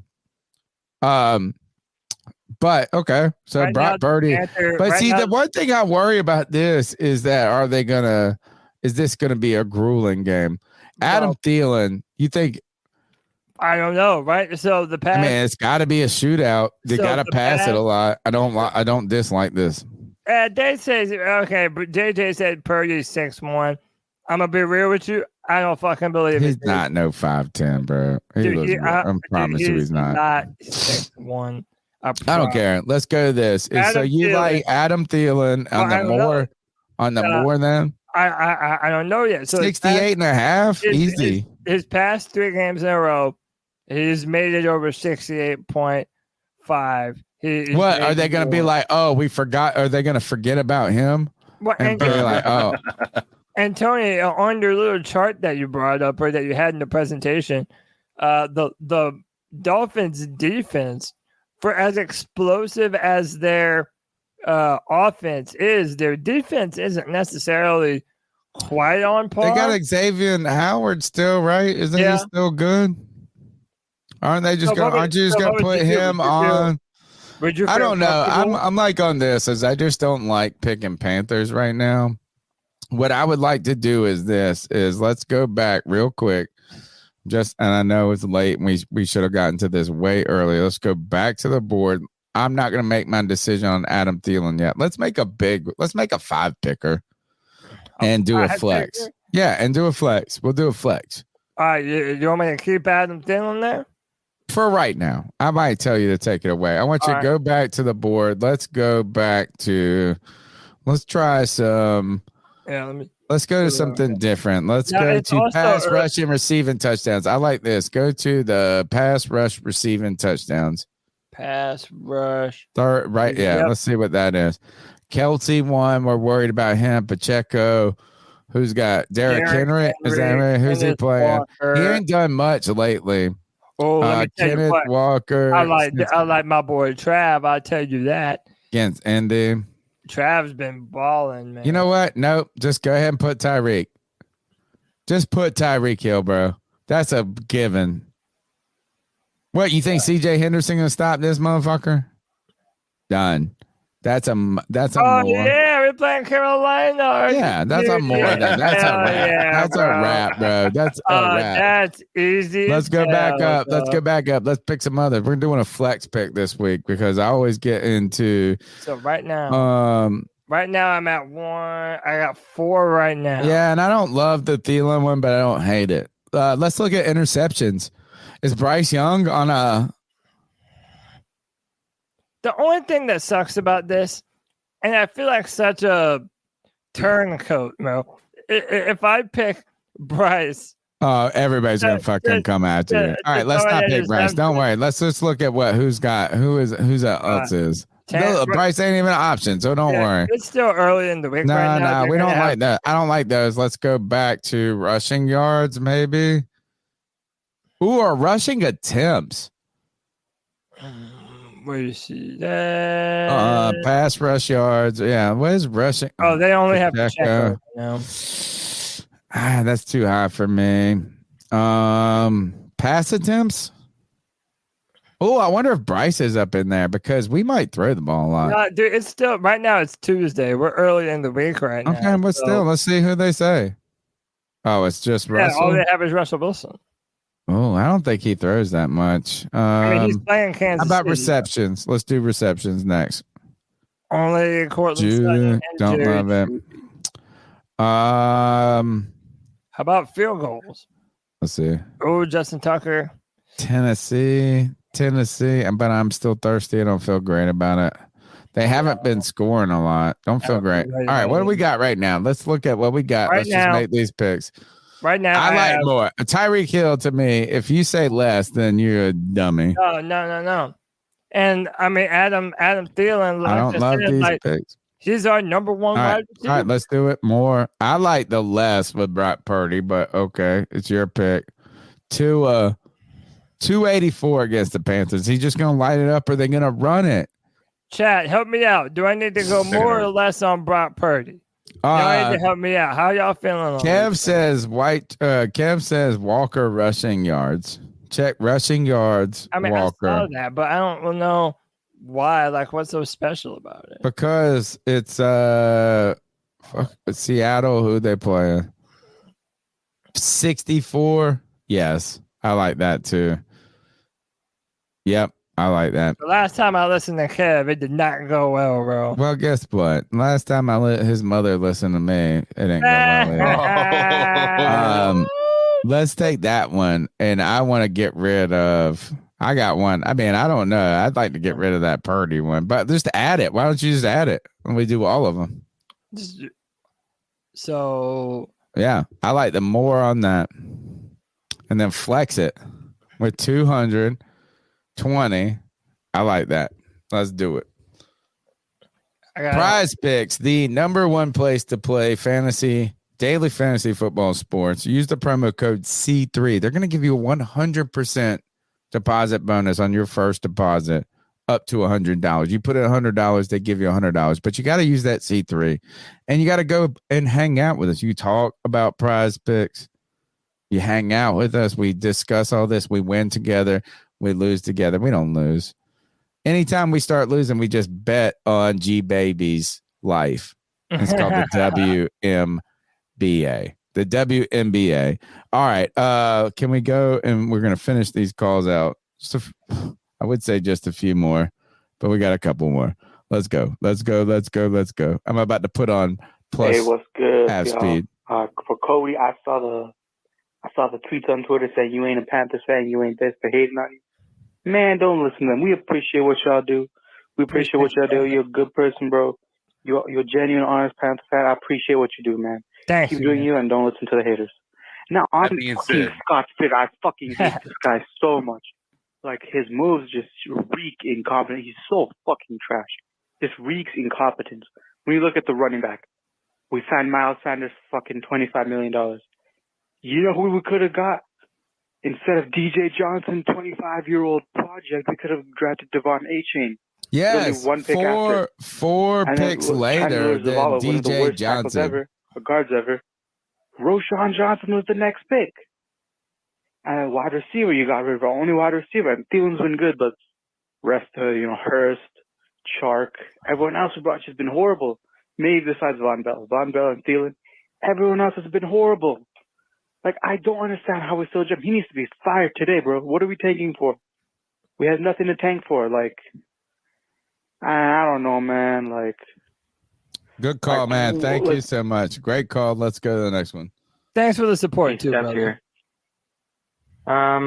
This is stats. I now think, seeing all of everything kind of coming to fruition, especially this week with all of the clips and going back and people finding things of Tepper saying things before the draft and after the draft, and then Frank's kind of not speech, but when he was talking about Tepper and how there's two types of owners. He physically puts his hand up and is like, "Stay away." And I think he wants Tepper to stay away, but that's not what's happening.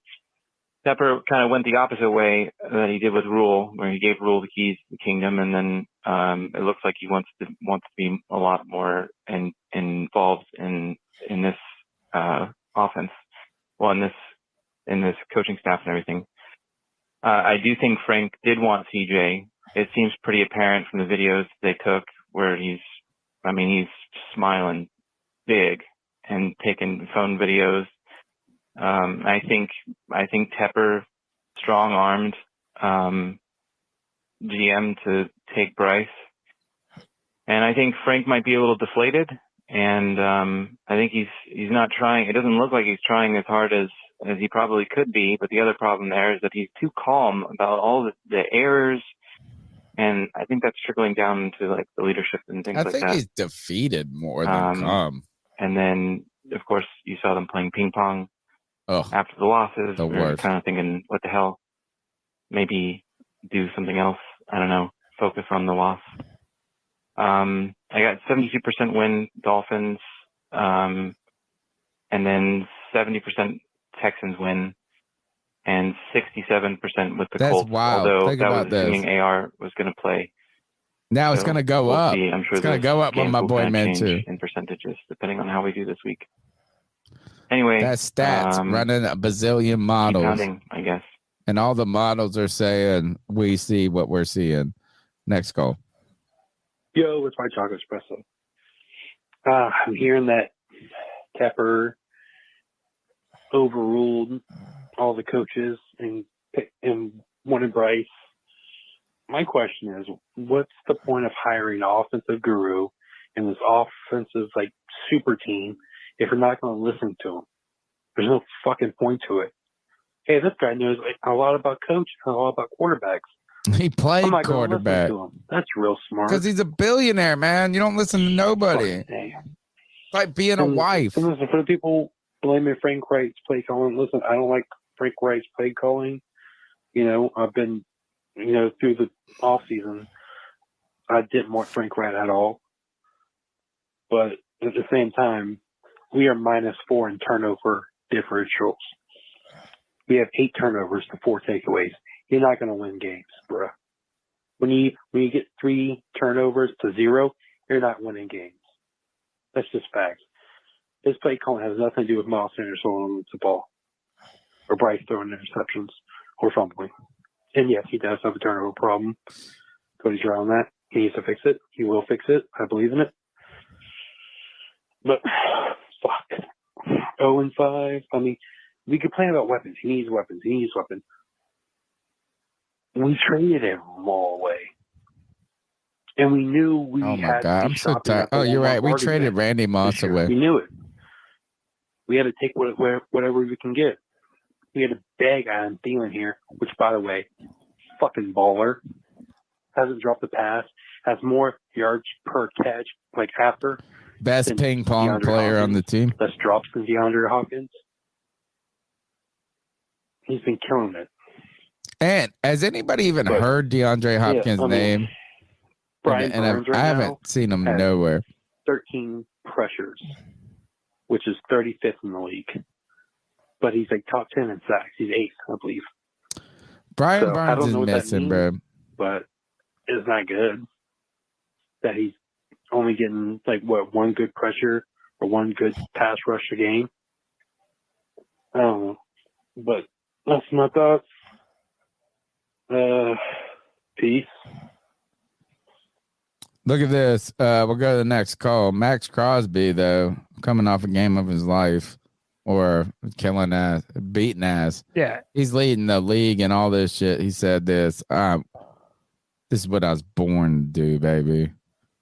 And you know what? He's like, nah, I ain't taking Max Crosby numbers. They inferior to me. Max Crosby What's up, said, C3? Okay, this is a quick part 2 for Cody and JJ. oh my Dude, God. I don't know what you guys want me to say, man. I really don't. Okay. Say you're if sorry. It's true. Frank Reich didn't want Bryce Young. He wanted CJ Stroud. Guess what? He also wanted Derek Carr, according to Joe Person, another washed-up mid-tier retread. Just because he wanted they CJ told him Stroud no, to make then you think of him any scout higher the as a coach. quarterback. Listen, I've admitted, Bryce hasn't played good. He's one of the problems. I still think he's not the major problem. We've had major problems before he even got here that we all knew about. So what does this do, Cody? This theory doesn't do anything for anyone. Like, it doesn't. If you're pissy wit that we didn't pick CJ Stroud and that quote unquote, Why do you think that not matters organizationally, Anthony? games, which everyone knew, Thomas Brown, everyone knew that he was 5'10", 195 pounds, and he still went number 1 overall. If you're upset that he's our quarterback and we didn't get Stroud and Reich wanted this guy, then go get it. Go be a Texans fan. Enter the transfer It's a portal. lame Go buy a argument, CJ dude. Stroud jersey. There's nothing wrong with that. It's a lame We're losing argument. fans at this rate, anyways. Like, you're letting this shit get too. You're caring too much about this, man. Like, come on. You're man. not It's caring not that enough. serious. I just don't get why y'all act like I'm not understanding that Bryce hasn't played good. Like, I've admitted that on every single catch That's call, not every even the single point. free for all. I've said he hasn't been good. He hasn't lived up to being the truth. I also said I thought from the beginning he would become the truth over time. I didn't say any success was to be had this season. I still don't get where this narrative is coming from. That,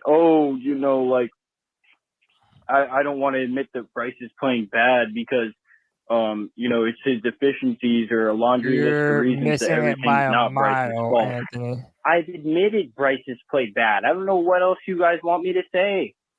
I'm not in the front office. I don't get paid millions of dollars anyways. Guess what? I'll tell you what I would have done if I was in the front office, though. I would have tanked, naturally got Bryce Young, kept our offensive weapons, which, by the way, Cody Lack said that CMC and DJ Moore were replaceable. Get the fuck out of here with that shit. If you can draft those positions. That's what I would have done. I would have put weapons around Bryce Young, then see maybe, if he would play better, which he probably would. Again, he hasn't lived up to the number one pick type. I don't know what you guys want me to say. Just be happy that CJ Stroud's in a competent organization and you didn't have to deal with this shit show. Anthony from Charlotte, this is my part 2. Keep pounding. So, Anthony, this is what you're missing. It has nothing to do with the way Bryce is playing. It has nothing to do with the way CJ is playing. It doesn't help the optics. But what you're missing is that David Tepper came out of pocket more than any other owner would for this specific coaching staff. He thought that these were going to be the men to deliver this team to the promised land. And you're going to tell me it's not at all a big deal that Rich Eisen and Adam Schefter have heard multiple rumors that the coaching staff that we have in the building didn't want the quarterback that we moved up to number 1 to take. Bro, what are you smoking on? If you don't think that is a big deal and something worth talking about, then, dude, I don't know what to tell you, man. It points to the fact that our owner is forcing his football ideals and opinions onto the coaching staff that he just brought in to right this ship. Dude, that is red flags all over it, man. All over it. And it's a big time deal. Next call. Hey, guys, it's John B. Jenkins. And, man, I just want to say how much I appreciate you guys. Because I think at this point, I'm probably more a fan of the C3 Panthers podcast and knowing all my friends and everybody out here on the show. Baby. Community, brotherhood. Than I am of actually watching the damn team we all root for. I mean, it's tough. I live and die with the Panthers. They're my team. Don't get me wrong, but I guess the years of Matt Rule has just desensitized me to hope, just expecting anything out of this team at this point. I don't know. We're 0-5, but I still get excited when I see that notification pop up for YouTube that says C3 Panther Podcast is playing. So I just wanted to call in and say that Tony, Cody, Greg, CK, I mean, all you guys out in the chat, you're great, and I love you guys. Thank you. You're my family. I love you, man. So let's all just keep pounding. I'm sure we're going to turn this thing around. We'll be This here. is our team. We can't give up on them. But I'm just glad I get to go through this with all you guys. Let me take this call. So let's keep pounding. And, yeah, anyway, I'll listen in. Jim Irsay got a lot of shit for saying to Jonathan Taylor that the NFL will be here when he's not. Well, guess what? Whether you like any of our positions on any player, whether you think Bryce Young is going to be the truth or not, whether or not Frank Reich works out or doesn't, C3 Panthers podcast is going to be here, baby. Always. And we do it because that right there, because you know what is that's what gets us through. We have created, and it's not just we have like made this and it doesn't exist. We are a community. I don't want to be like, oh, I did this, you did that, but no, your energy, your effort, your time, that right there. Again, I didn't know what to say about this show tonight. Cody, you got nervous. You were like this. You messaged us in the chat, and I was just getting on the computer. He's like, oh, I gotta hook up, put up everything together. I was like, don't worry, baby. Don't worry. I didn't even say nothing. I wasn't going to say nothing. I was going to do nothing. I was like, I already said that. I just set the show up. I just did the thumbnail. I'm up to fuck with all of this. But guess what? We're sitting here looking. I'm scouring the fucking internet. Like, what the fuck? Where am I putting this and that? It's 12:08 and we still got calls to go. We got shit to do, man. That's because y'all are the best. Let's go. Yo, CJ for life. what's up, C3? It's MDJ365. My man, what's up? I be in the MDJ, chat. what's I up, watch brother? y'all all the time. You probably seen me or heard me on some other podcasts. Oh, I'm yeah. pretty much everywhere where this Panther fans at. But Get after it. I got We a need theory. I just want to throw it out there. I want it to be heard. I hope this happens.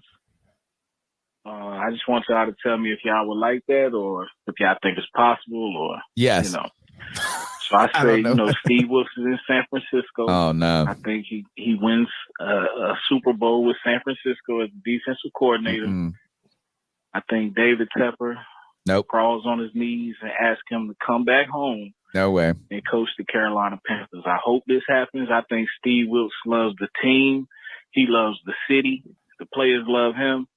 I think a lot of fans wanted him to be the coach. I think it's going to happen. What y'all think? Nah, he got done wrong. He's in a lawsuit.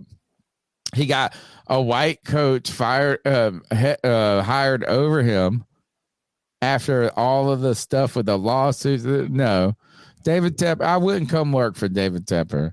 If I was Steve Wilkes and I win a Super Bowl, I would just be like this. You know what? I'm going to stay right here. I'm going to stay right here with this great team. And I'm not saying that Steve Wilkes wouldn't be open to taking a head coaching opportunity, but no, I don't think the Panthers did him in terribly wrong. I'm tired of the we could have had Steve Wilkes and Foreman talk. Like that's the same as I'm tired of saying we could have picked Stroud. We could have it might as well talk about bringing Cam Newton back talk. It's just not what happened. And I think that bridge has been burnt. And not only do I think it's been burnt, I just think it wouldn't be healthy for anybody. I don't think it would be healthy for the Panthers to be like that. I don't think it would be healthy for the league. You think the NFL is going to let them do that? No. Imagine the league might as well just settle. I mean, if you're Steve Wilkes, you probably want to go to a different organization. I mean, if you're I want to hiring, stay with the 49ers. Fuck that. I want to stay and win championships for the next 10 if he wants years. to be a head coach in his career, then you got to go where the opportunities are. Denver. All right, let's go to the next call. Hey guys, it's the growl that makes them howl, aka Joey the Blind Panther.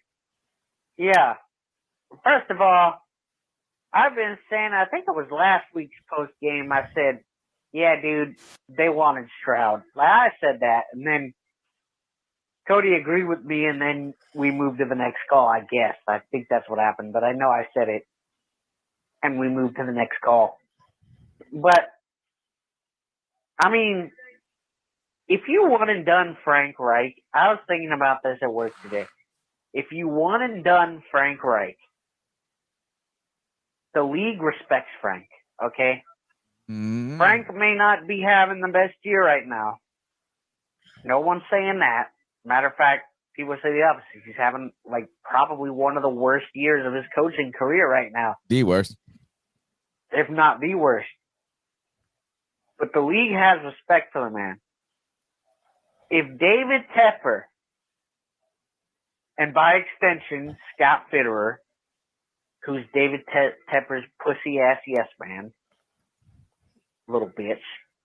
Anyway, but David Tepper through him, if they won and done Frank Reich, the league is going to have a problem No, with they're that. not. No one's going to want to come here. No coach is going to want to come here. We saw what you did to our man Frank. Why would we come and let you do that to us? You know paid you're not his gonna set us ass. up You paid him for $1 success 'cause billion and we know said your hands sorry. are going to be arm deep in the pot. So that's what you're going to get if you want to done Frank Reich. And for Bill Belichick, like Rich Eisen was saying, or he wasn't really suggesting No. That was we didn't one mean and for done that to get Frank out. Reich for Bill Belichick, really. I think Bill Belichick has Alzheimer's right now because he's coaching like a fucking idiot. I mean, he knows better than the shit that he's coaching right now. They're a mess. 34-0 Twice. with 2 weeks in a row. against the Saints, who aren't a good team. Come on, dude. No, I'm not hiring Bill Belichick. I think I would quit being a fan if they hired Bill Belichick. Honestly. Yeah. But no, don't Bill worry. Belichick That was not what we meant. I wish I would have cut that out of the Kyle clip. Shanahan's the real greatest coach in football. Anyway, guys. Row.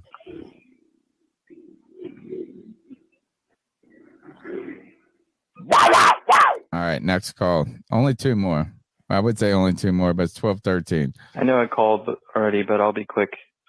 He said I'll be quick. This is a 3-minute call. The homework assignment for this week is to go watch that Cam RG3 interview through the whole totality of it and listen to all of it. I don't want to hear Cam because anymore. It does start to answer a lot of questions that we always kind of wondered about with the organizational structure and Tepper and how that looked before and after. And it's very, very valuable to listen to those kinds of things bounced off RG3 and have both their opinions on it. And of course, Cam had insight, direct knowledge of a lot of this kind of stuff. And he's the type of person, he's not going to just make shit up to appease anyone. We can tell, we know he's pretty flat out going to be real as shit about stuff. Especially his and I think I'll just leave it at that. Well, maybe I'll add one more thing to clarify the context of what I put in earlier about Cam talking about the playbook. Tony, you kind of did what you said right after reading that comment, kind of validated this even more so, simplifying. And Cam was talking about, if you watch this thing, Cam was talking about how complicated that they were making the playbook for things where just not necessarily playbook itself, but like the word call, the names I agree with this. The plays, and you don't need to have this convoluted Y-gun trips left alert on all this extra bullshit where they started to simplify and use one word terminology for things, which if you look at it, there's a couple times, it's often that we've seen things where the play call comes into Bryce at 28 seconds already off the clock or something like that off the play clock, and Bryce is fumbling around. They got to call timeout, and I don't know. And then I guess the other last thing to mention is that it's kind of, it should be so clear as day right now that Frank needs to just step down from the play calling. But here's the thing. Can't do it. Why not even just try it for one fucking game? Because we lost back. all That's 5 games. Bryce for a game. How much worse could it possibly be? Why is he so stubborn? Why can't he just be like, all right, you know what? Let's try one game. Let's give it a shot and see what happens. I think it'd work out well because he'd get to stick to only having to call the damn timeouts and throw the challenge flag and say whether or not we're going for 2 points or 1 point on conversions. But other than that, I think it would take some stress. Then he wouldn't have to know who's in the fucking game and not which calls are leaving Terrace Marshall out. I think you're right about this. Is just overall that right now is I think the mistakes that are coming from Frank Reich are coming from him trying to be a head coach and a play caller at the same time. Yeah. And it's I'm trying to manage the game. I'm trying to do all this, and that is complicated. It's very difficult. But again, I just think it's like this: is once you started Bryce, you got to stick with him.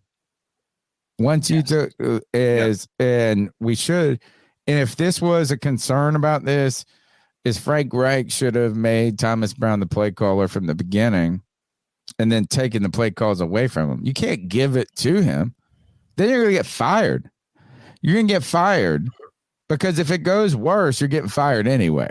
Right. If it goes any better, then you aren't part of the solution. I think it's an untenable situation. You have to stick with it. You dug the trench like Greg. You got to stick with it. You got to hope that your trench is right. Last call of the night, and then we got to get the fuck out of here. We got to ice up these mugs. No. Apparently, I got called back JJ.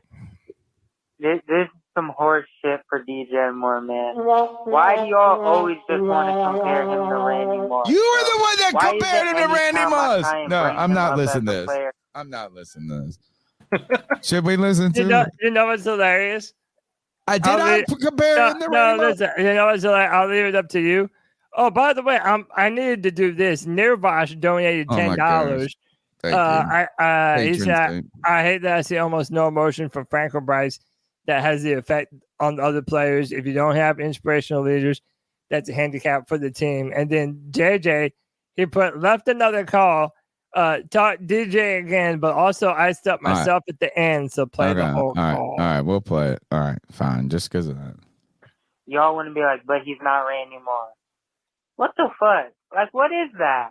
Why is that that's what y'all want to say to bring down when I mentioned we lost our best player this past offseason? I agree. When we lost a real wide receiver one that we was holding back.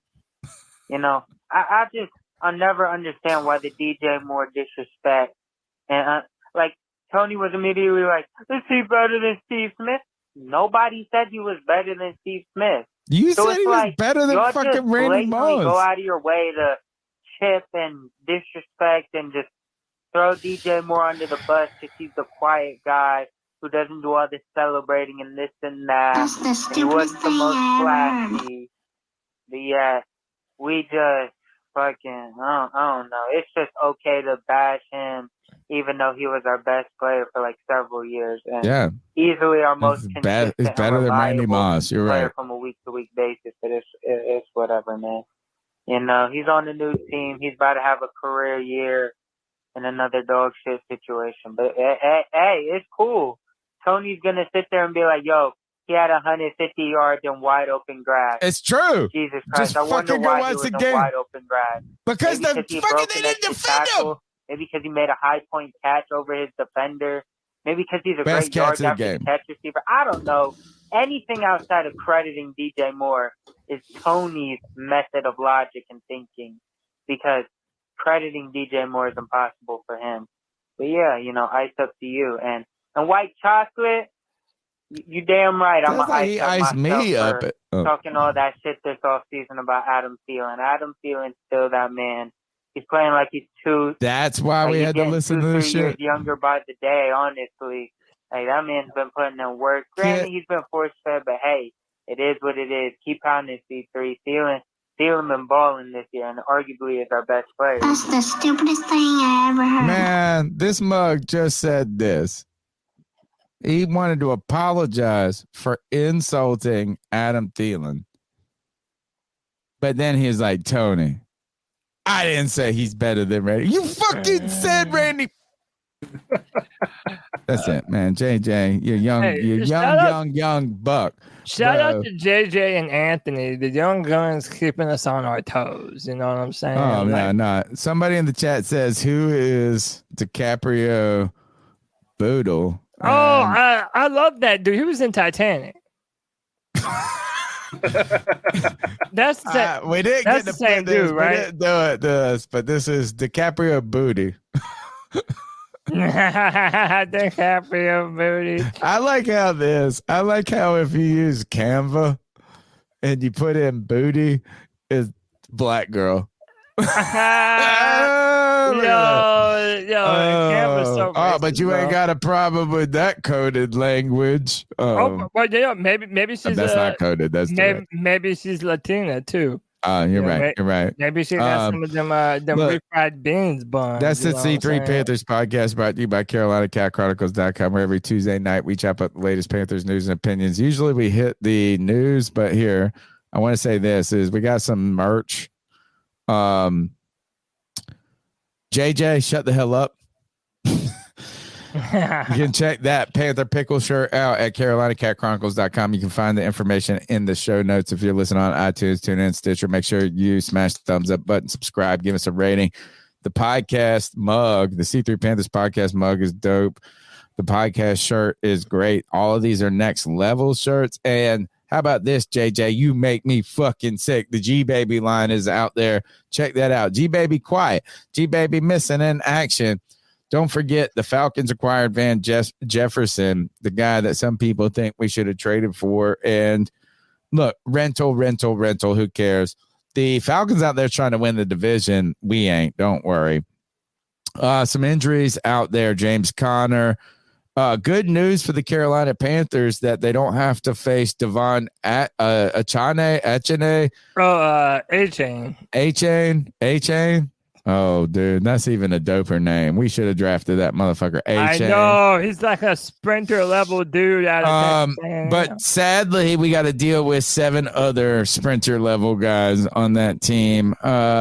Max Crosby doing his thing more than Brian Burns.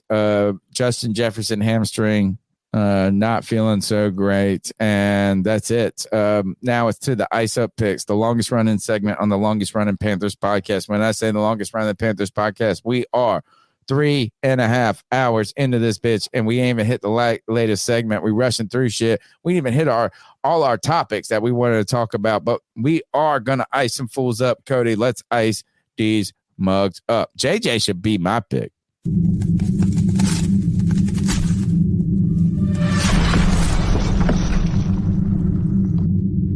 Ice up, son. Ice up.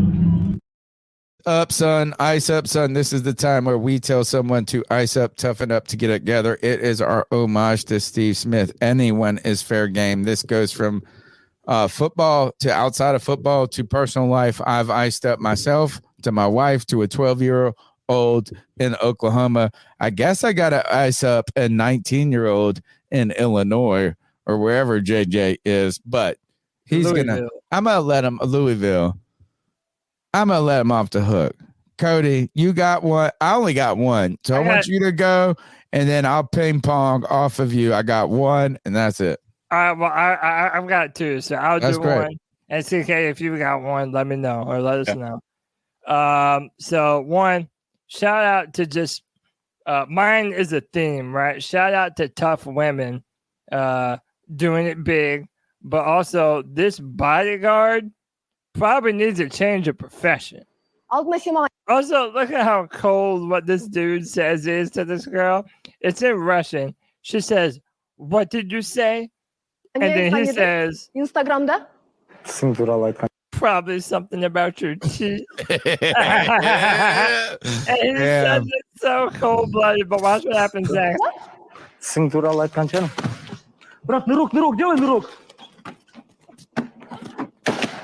Oh, shit.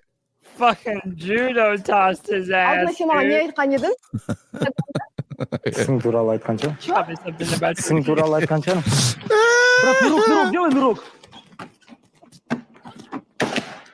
Damn. That bitch ain't fucking around. Don't talk about her teeth.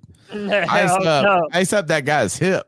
Yeah, so to that security guard who got made. That was not a security guard. That was her husband. No, the guy that she flipped. That was her husband. He was sitting on the couch beside her. Okay. No. The guy came from offset to try and get her Look off. like a guy sitting beside him. Yeah, but to him, you probably need to find a new profession, homeboy. Ice up, son. All right. CK, you got one? Yeah, mine's a bit of a downer, but I mean, I'm just gonna throw it out there. I don't know if you guys have watched any of the footage from the invasion from Hamas on Israel.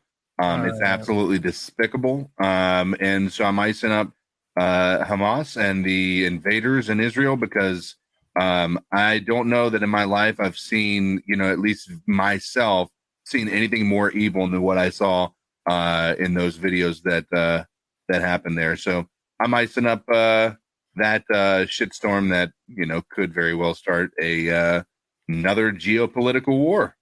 Oh, yuck. All right. My ice up is a little less frightening than that, but actually terrifying. This guy is at Billy Hot Takes. He tweets this out. This was October 9th, 2 days ago. He said, "The meat's talking tonight, and it's got well, he fucking didn't use he used a important message. After 3 weeks of having he does not know. Somebody's got to tell this mug that when you follow the word a or an with a vowel, it's got to be an an. So the meat's talking tonight, and I'm going to read it the correct way. The meat's talking tonight, and it's got an important message. After 3 weeks of having a acupuncture needle in my ear, having zero allergic reactions to dairy or bacon. I can finally eat red meat again without the fear of an allergic reaction. I got it right there. The Lone Star tick that bit me and gave me alpha gal syndrome, a red meat allergy, didn't win. I'm back eating red meat. Let the meat talk and show I'm never taking red meat for granted again. I've even seasoned it a little. Crazy that an allergist was like, you'll never eat red meat again, but the acupuncturist got me right. Well, bro, what you got wrong was cooking this steak with no salt and pepper on this motherfucker. That's where my ice up comes in. He said, I even seasoned it a little bit. What the fuck? You didn't season it a little bit. You didn't season it at all. I see like you looked at it and said, I want to season you. And that meat looked back at you and said, oh, you missed me. And now you want to do me wrong like that. Salt and pepper, motherfucker. Salt and pepper. First step with any cooking period. But damn, to under-season this meat like this is criminal. I say ice up. Ice up. I will say that doesn't even look marinated either, so it's not even like you can use that as an excuse. Salt and pepper and sear. Salt, pepper, sear. Salt, pepper, sear. So there's a theme of women on mine tonight. One was tough women. One was a super tough woman, and this involves women who think they are much tougher than they actually are. Oh God. Now let me make sure I got the volume up. Gosh. Today we're going to be eating the Carolina Reaper pepper. These are the world's hottest peppers.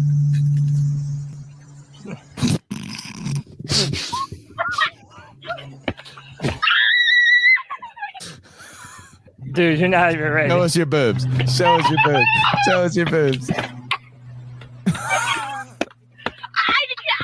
I still want to see these girls' tits.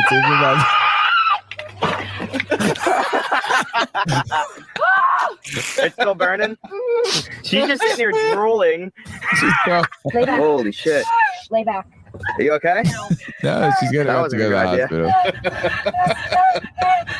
Holy Please show hell. us your boobs. Still. I'm sorry. I'm going to put them down. Damn. I didn't think it hurt that bad. Yes, it does. Not good. This is not fucking good. You TikTok motherfuckers. You feeling any better? What is on her face? Like an orthodontist mask? No, she has like a BiPAP on or something. Wow, dude. Hey, listen. Hey, you mess with the bull, you get the horns, man. Video would have been better if you showed us your tits still. That's the C3 Panthers podcast brought to you by CarolinaCatChronicles.com. Every Tuesday night into Wednesday morning, we chop up the latest Panthers news and opinions. We're here, whether you are or not. Actually, you're here, motherfuckers. If you're listening, you hear me, you the best. You the best. No ice up to you. No ice up to you. You're the crew. But guys, we've got a bunch of weeks ahead of us. And when I say a bunch of weeks ahead of us, we've got how many more games? 12 more games? Too many. 12 more games, but don't worry. I would say don't worry. You think that's scary? These motherfuckers, these guys right here are going to be here every Tuesday, Friday night for the rest of your lives, bitch. Come on. C3 Panthers podcast. Smash the thumbs up. Subscribe. You see the handles at @cat_chronicles, at Cody Lack, at Codizzle_Allen. Cody Lack, take us out of here, my man. C3 Nation, until next time, keep pounding.